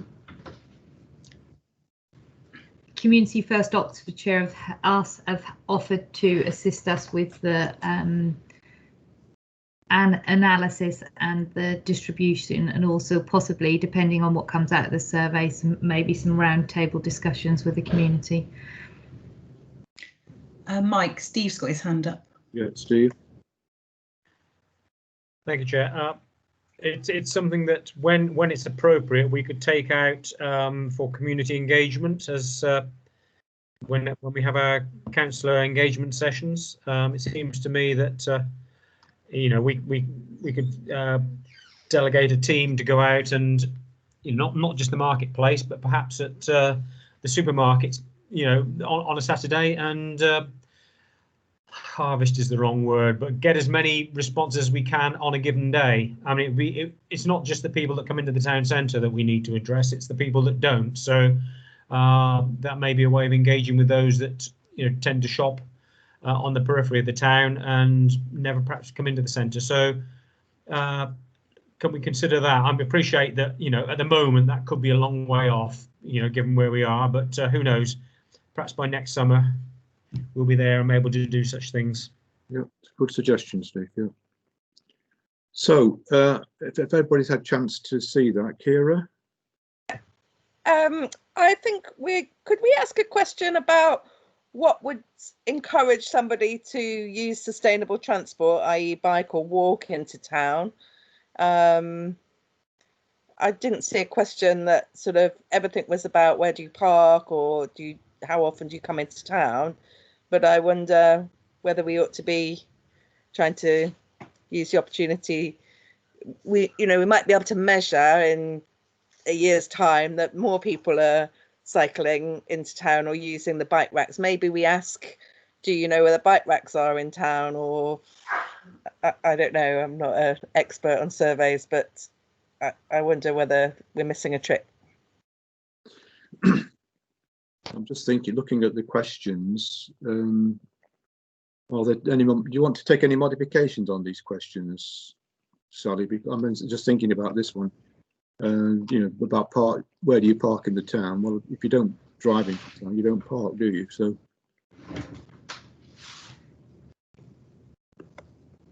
you have question 6, if you drive into town centre. Well, I don't, so I don't, it doesn't mean anything to me, that one. So we can have an other option there, and I can add a question about sustainable transport with no problem. So I'm just thinking, just people want to have a look at this and reflect and send some comments into you if they've got any suggestions before we send it out. I think it's a good idea. Yeah, I think everybody's in favour of doing this. At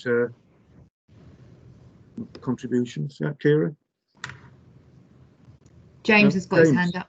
James, do you want to say? I think this is just a starting point to me. Can we go back and reflect and come out with more robust questions and see whether we can now agree on certain questions, which one need to be eliminated, which one need to be incorporated, please? Yeah. Do you want to put a time limit on this, Sally, for suggestions? Yeah, if I could have councillor suggestions by next Friday, that would be very helpful. Okay, so I would like. It would be very good if we could get it advertised in our next newsletter in the Advertiser. Yeah. So can everybody look at this then, please, and make suggestions before next Friday for Sally? Yeah, everybody happy with that? Yeah. Thank you. Now then, NALC Council Award, and that's A, and that's to confirm by resolution that required documents are published online. You want to take us through this, Sally? So this has been a wish of the council for quite some time that we apply for the Gold Award. It's been a lot of work to pull it all together. We already meet all the criteria, but it needed all pulling together and writing up. So the documents that you've got in front of you are the documents that are needed for the evidence panel. So we just need the resolutions to confirm that that we meet those criteria in the application form, and then the business plan, which is basically our terms of reference and our strategic plan all put together in one document. And then to confirm that you agree with the statements of how we deliver value for money, meet the duties, provide leadership, manage performance of the council as a corporate body, and manage the performance of each individual staff member. So you've got all the documents there, and we just need to agree all of those so we can go ahead and put our application in to be judged at the beginning of January. Thank you. Councillor Lennox. Thank you, Chair. Just a question for Sally. There are certain parts of the form that are highlighted in yellow. Is there a significance to that? That was a reminder to me to which documents I needed to complete and get to you before this meeting. So that it is now a complete document.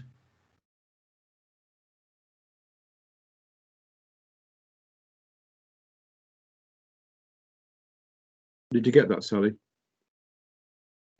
No, I missed that. Sorry, my question was, so it is now a complete document. It is a complete document, yes. Thank you. Thank you. Councillor Famikin, are you asking a question or are your hands up still?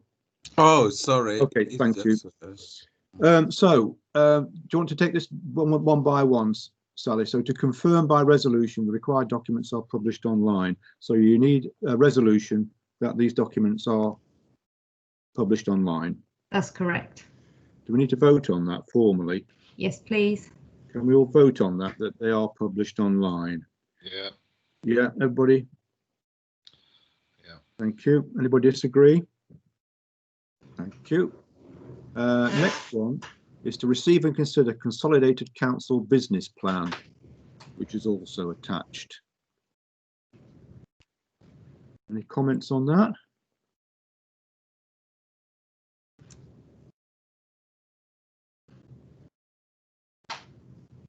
No. So what do you want us? Can we acknowledge that we do receive and consider? I need you to approve it. So can we approve the council business plan, please? Yeah. All in favour? Yeah. Thank you. Anybody against that?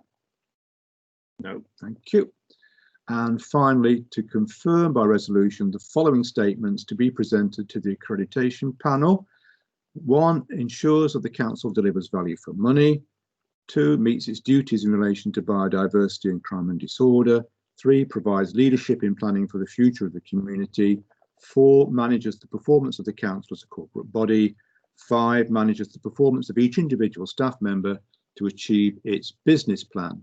So can we approve can we resolve that those statements are presented to the accreditation panel, please? Anybody want to comment on that beforehand? So can we resolve that, please? Yeah. Anybody against that? Thank you very much. Does that complete your mission, Sally, on that? Yes, thank you. Now, finally, councillor IT, and that's to consider future hardware provision for councillors. What I understand for this, you proposed to us, Sally, we've got two options. One is for a Lenovo tablet, and the other one for an Apple. It's going to take me some time to scroll through this to actually find the. I'm there now. Guide us through it. So many councillors are providing tablets. Many councils are providing tablets for their councillors to ensure that all councillors have the same ability to view and access documents during meetings. So this is a suggestion for a capital expenditure if that is what this council would like to do.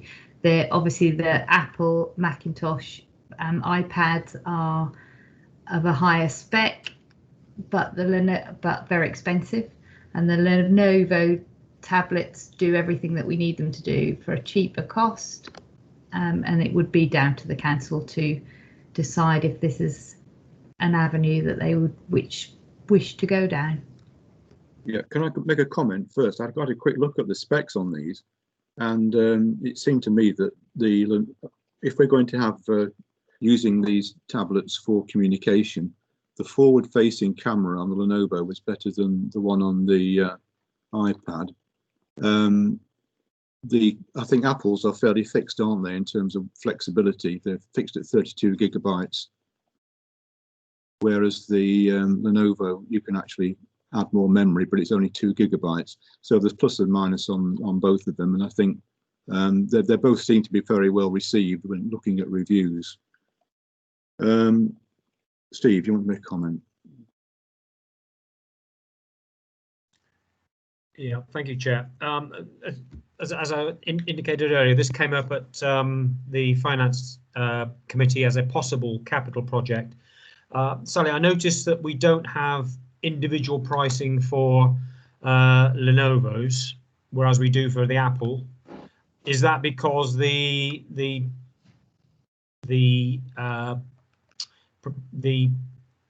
quote for Lenovo's is based on only on the full 14? Because I think you will recall that at our finance meeting there was a discussion about perhaps providing a number but not necessarily 14 to provide full inclusivity for all councillors, but not.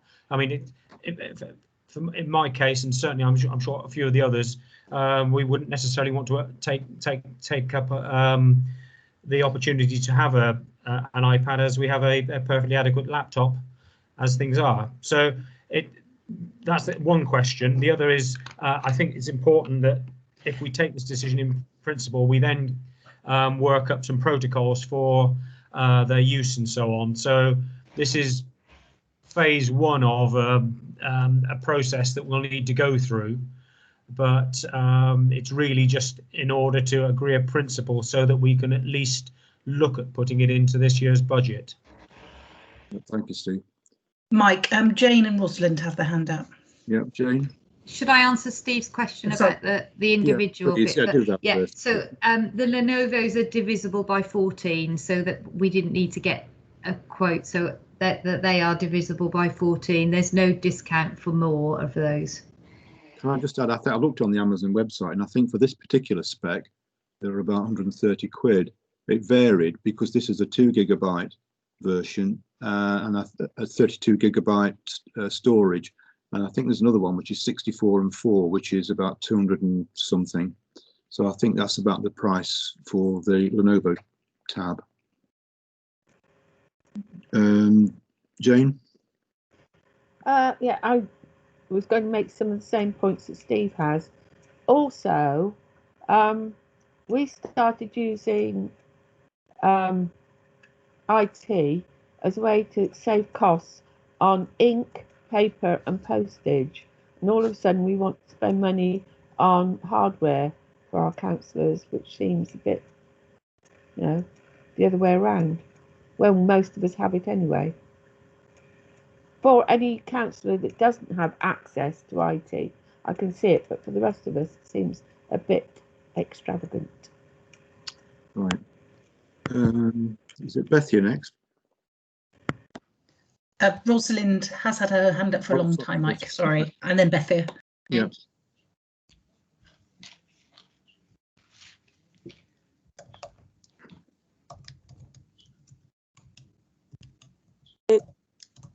Hello, sorry, I forgot to unmute.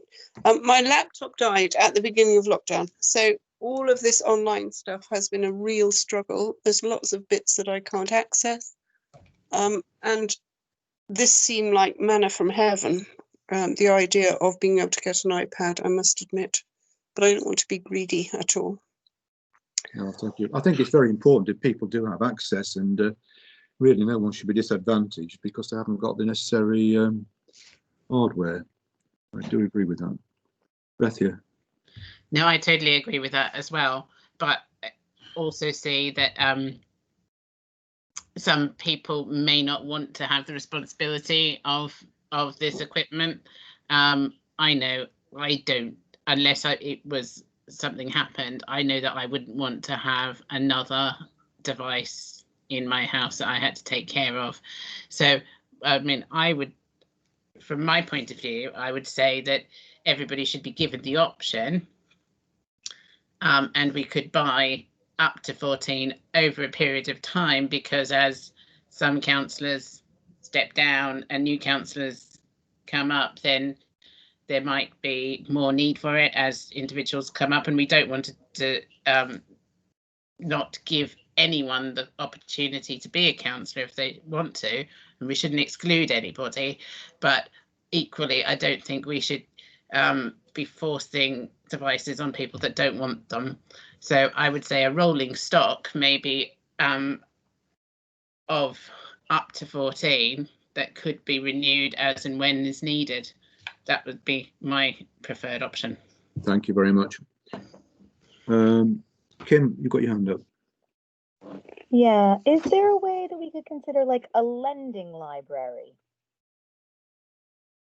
As in, I'm sure Rosalind will have to sort her laptop out eventually, just for her own personal business.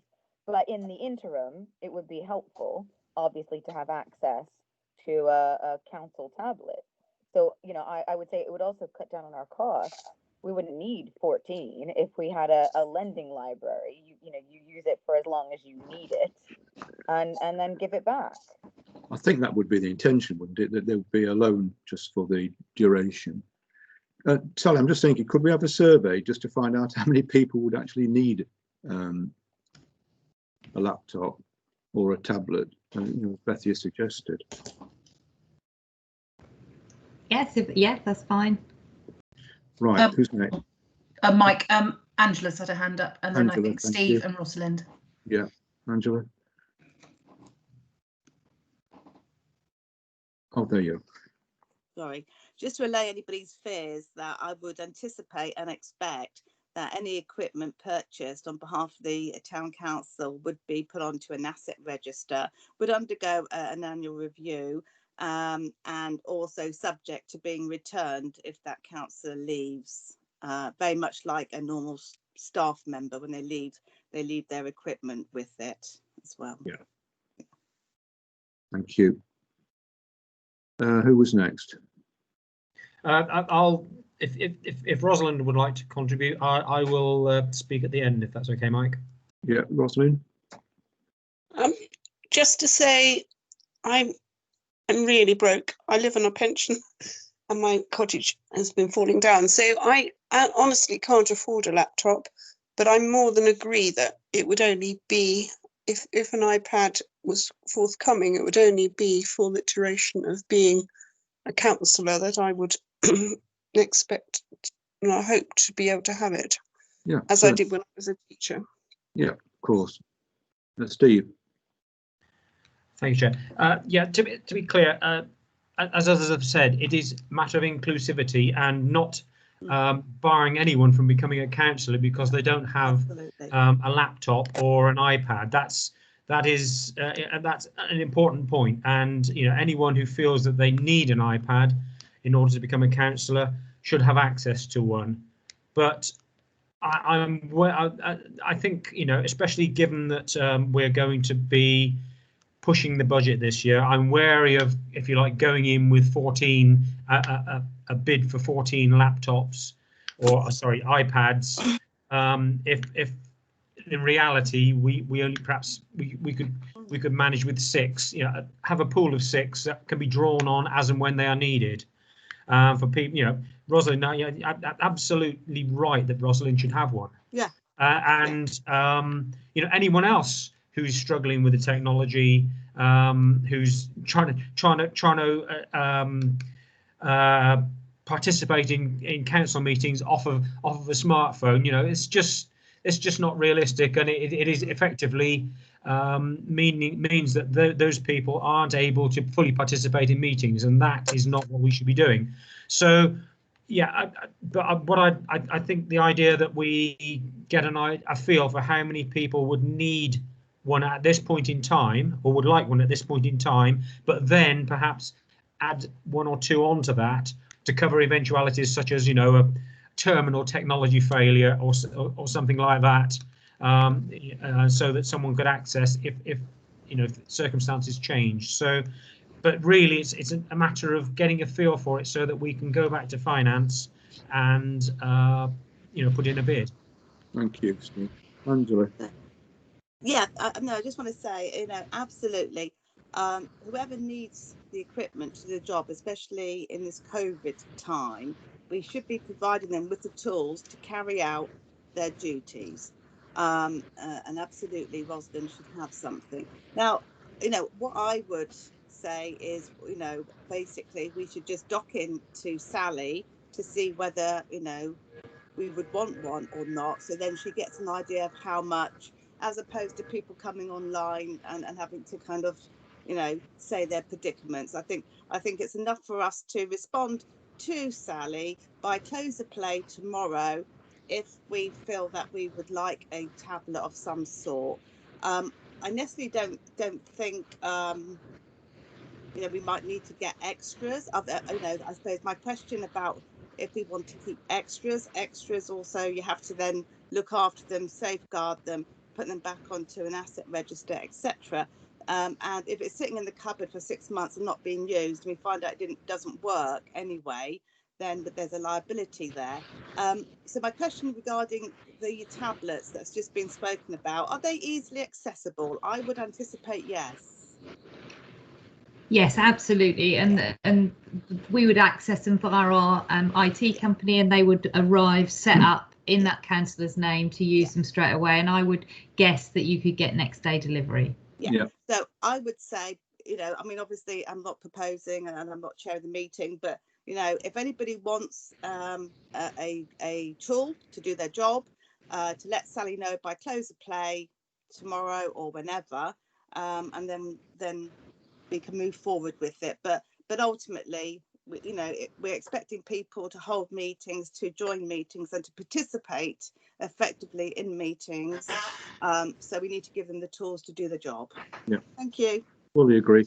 They are readily available. I looked on Amazon to see what the comparison was in terms of the use of these things. They both seem to be very popular. I think we need to make sure that they are suitable in terms of a forward-facing camera, because you'd need that for virtual meetings, but also usable for other council business with a key, obviously with the appropriate software, which we probably get through our IT company, and keyboard and stuff like that.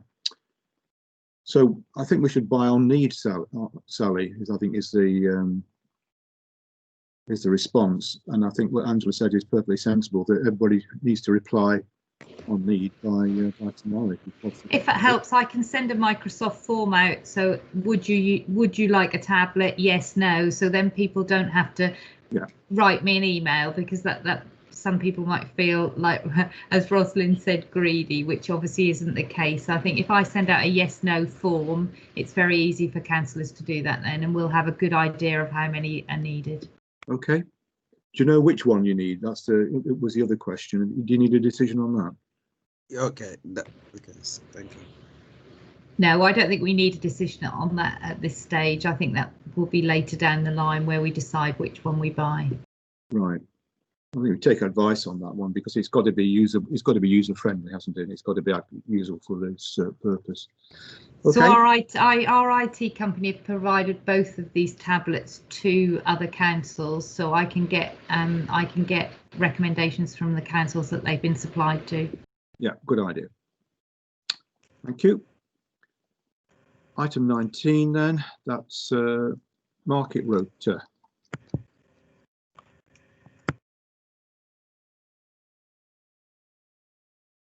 So the next is 5th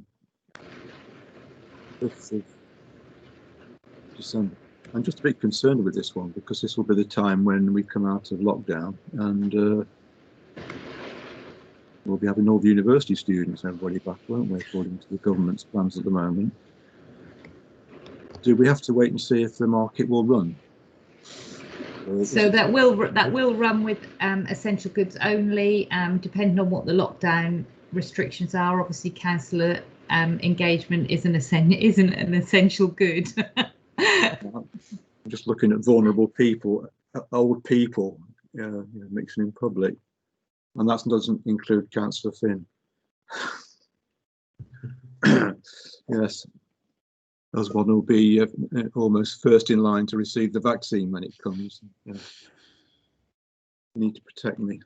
Okay. I think we just need to note it at this stage, Chair, and then obviously I'll be on top of the advice and let you know what needs to be done. Okay. So please note that and that schedule. Item 20 then, items for information only.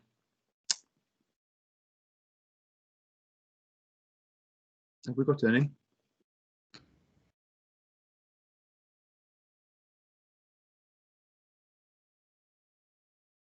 No, I haven't got any, Chair. Has anybody else got any items for information?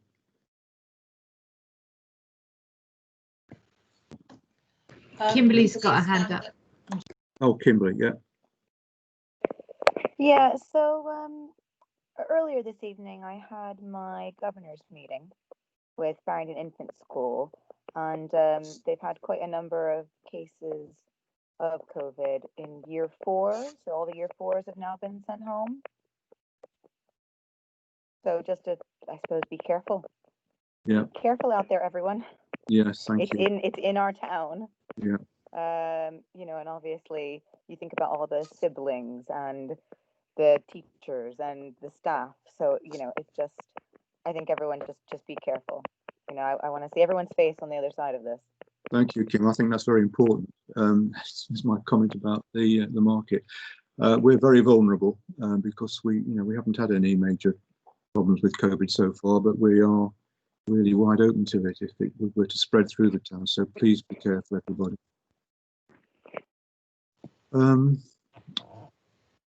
Item 21 then, correspondence. Just a quick one, Mike. I think whilst we haven't had COVID as a symptom, there are some serious issues going on in and around Farringdon which could be attributed to the effect of COVID. I'm referring to the 2 suicides or alleged suicides. To my knowledge, there's not been confirmed. And I just think we need to be mindful that though our numbers are low, it's still having an effect with mental health and other ways that we need to be mindful of, and not be too self-congratulatory that we're doing so well. It's like actually it's affecting us in other ways. No, we're nobody going to be, I don't think anybody's being self-congratulatory. I think we've got to be very, very careful. I think we've been very lucky so far. Correspondence then.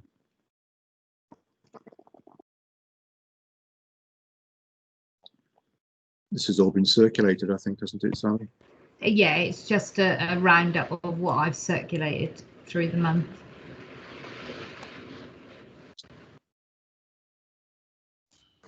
Angela has a hand up. Yeah, sorry, it's just to apologise because the length of this meeting has taken my battery down to 1% and it's plugged in and charging and it can't keep up with the excitement of the town council meeting. So just in case it all goes dead, I just want to say I'm not slamming my phone down or my iPad down, but I'm about to kind of disappear into the ether, I'm afraid. So I just wanted to let you know.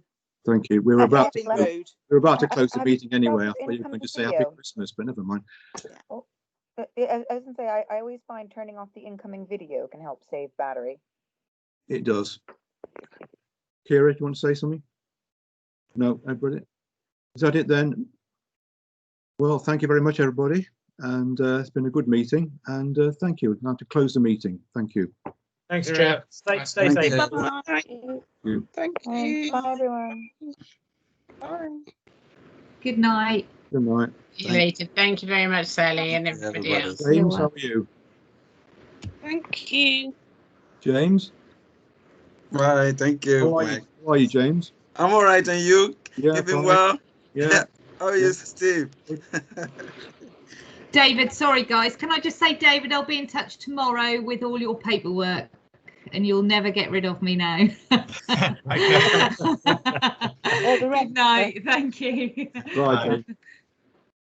There you are, David. Are you still happy? Still want to join the council? Yes, yes, of course. That was a long one. Yeah. It was just pretty typical, really, wasn't it, for what we do? Yeah. We It was stopped a long recording. I don't know which of our staff is ill. Sally, have we Can I stopped please recording? wish them the best? Sally? Sally's left. Oh, I should. That's a shame. Yeah. Okay. I presume we're not recording then. No. Well, it says we are, but hey, probably not. Oh well. Good night, all. Good night. Good night. Good night. Meet you. Bye. Interesting time, Steve. Interesting times indeed. Yes. Yeah. Yeah. So, how are you, Mike? I'm all right, thanks. And Yeah. the rest of the family okay? Yeah, we're okay. Ingrid's okay. It's It worrying must be time. tough. Must be tough for you a lockdown again. Yeah. We care. I mean, we don't go out very much, except I had to go to Birmingham a week last Tuesday.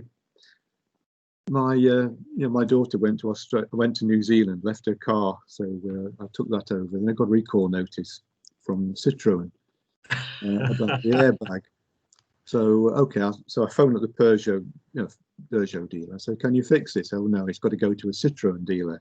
"Oh right." So I look on this list of Citroën dealers. Where's the nearest Citroën dealer? Newbury, Gloucester, Tewkesbury. Okay, so I booked it into this place in Newbury to go down. I said, "What the hell do I do while they're going to do it?" The bloke said, "Oh, I could take all day to do it." "Oh, right, okay."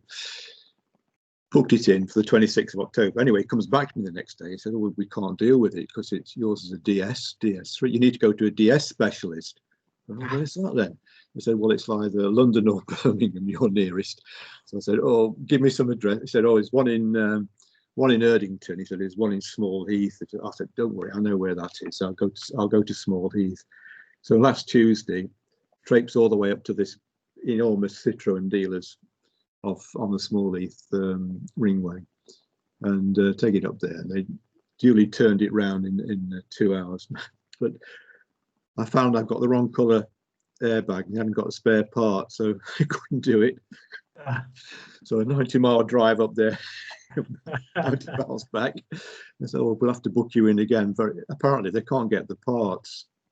And it's true, because when I took it in for a service at MNV, there's a little bit of plastic missing off the scuttle, but by the bonnet where the drain goes. And I think these things get nicked in car parks, and they put it on order, and they still haven't got it. They said it's difficult to get stuff out of France at the moment.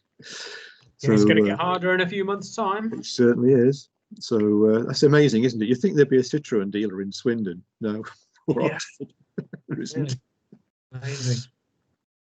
I suppose this is the what's perceived to be the commonality between Peugeot and Citroën, and so.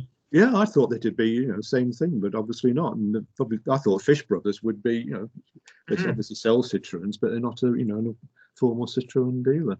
Apart from that, we've hardly been out at all. Lots of still doing gardening, and I went out today this morning, but I've not been going down the market on a Tuesday. Ingrid's been going down buying eggs and so on, but I've been trying to be as careful as we can at the moment. Yeah, it's going to be tough. I think it's going to be worse this time round because of the, we're moving into winter, so the days are short, and it's that in itself is potentially a downer, isn't it? So yeah. And of course, it's a season for colds and flu as well, isn't it? Absolutely, yeah. I had a cold for, I still got it as well. I've had it for ages, and snuffled nose. Well, it's all right now, but runny nose and things like that. You thought, "Oh, bloody hell, what's this?" Take your temperature. No, it's just a cold, Yeah. But it's depressing to hear that in about year 4 at the infant school, isn't it? Someone But I mean, you also. I mean, obviously, I don't know I presume it was TIC staff. Yeah. Sally, let us know that there was one positive and 2 others self-isolating. Where Teresa works, she's on weekly testing now at the care home, and that keeps picking up individuals. Yeah. Amongst the staff, usually agency staff, and invariably asymptomatic. So no symptoms, and so they just don't know. No.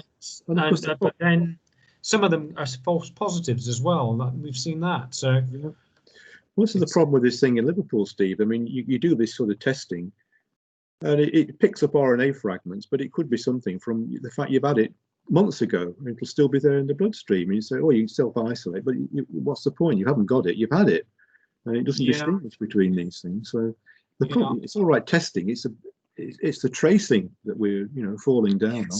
Yes, it seems to be. Yeah, Teresa has the weekly test, but they've also had an antibody test as well. So that probably addresses that to a degree. But the trouble with testing is it's a snapshot, isn't it? Yeah. And the day after you could contract it and take it into the care home. This is so we are pretty careful. Yeah. Well, I was really sort of apprehensive going to Birmingham, but I mean, you take all the precautions. They were very good, Yeah. But yeah. It's difficult times, but like you say, it's not been as bad around here as it has in other. I mean, last set of statistics I saw showed the Vale to be one of the lowest incidences in Oxfordshire, wasn't it? I mean, it was the lowest. Yeah. In Oxford, but I mean the madness of encouraging schools to open and also students. I mean, I think that's been an absolute disgrace in universities where getting kids to go back to university for correspondence courses, online courses. And yes. It's I'm so glad I got out in 2001 because I could, I had enough. The writing was on the wall then, where you're getting all these managers in to run. Academics don't run the universities anymore. It's all run by these money men. Yeah, that's all it is now. It's just a money general system. It's appalling. Yeah, I mean, Sarah manages the accommodation for Oxford University, and they've had all the Chinese students and that flitting in and out and all sorts, and. It just seems, when the academic year started, it was just a nightmare. Yeah. They're trying to persuade students to self-isolate, and they had all the protocols in place, but they couldn't get the students to stick to them. Things like, you come into university, you self-isolate for 2 weeks, and key safe, so there's no physical contact between the staff and the person going into accommodation and things like that. But can you get students to do it? No. It's just they showed pictures of Cowley Road, people all over the place, aren't they? And they've had problems with Oxford Brookes. I was talking to Al, and he said his daughter, where she's been, when Anna's been, she's been okay, but she's at home at the moment. She's back, is she? Yeah, I think she's well. Ingrid saw Al yesterday at the market, and he said Anna was back home at the moment. I told you about my older granddaughter. She got places at Trinity and Sheffield, but she decided not to go, and she's gone to be an au pair in Paris. All right. So she's there. So has she taken a gap year, or? Yeah, well, effectively, she's 19. But although with the Irish system, they didn't get their results till after the UK, and so she was worried that the places had gone. But but she got the places okay, but it was the accommodation. There wasn't the accommodation anymore. So I think she's probably done the right thing. I think one of her friends was going to be an au pair, so she got her onto the system, and she's now doing it with a nice family in Paris. Yeah. And of course they're having their problems, aren't they? So they are indeed, but yeah.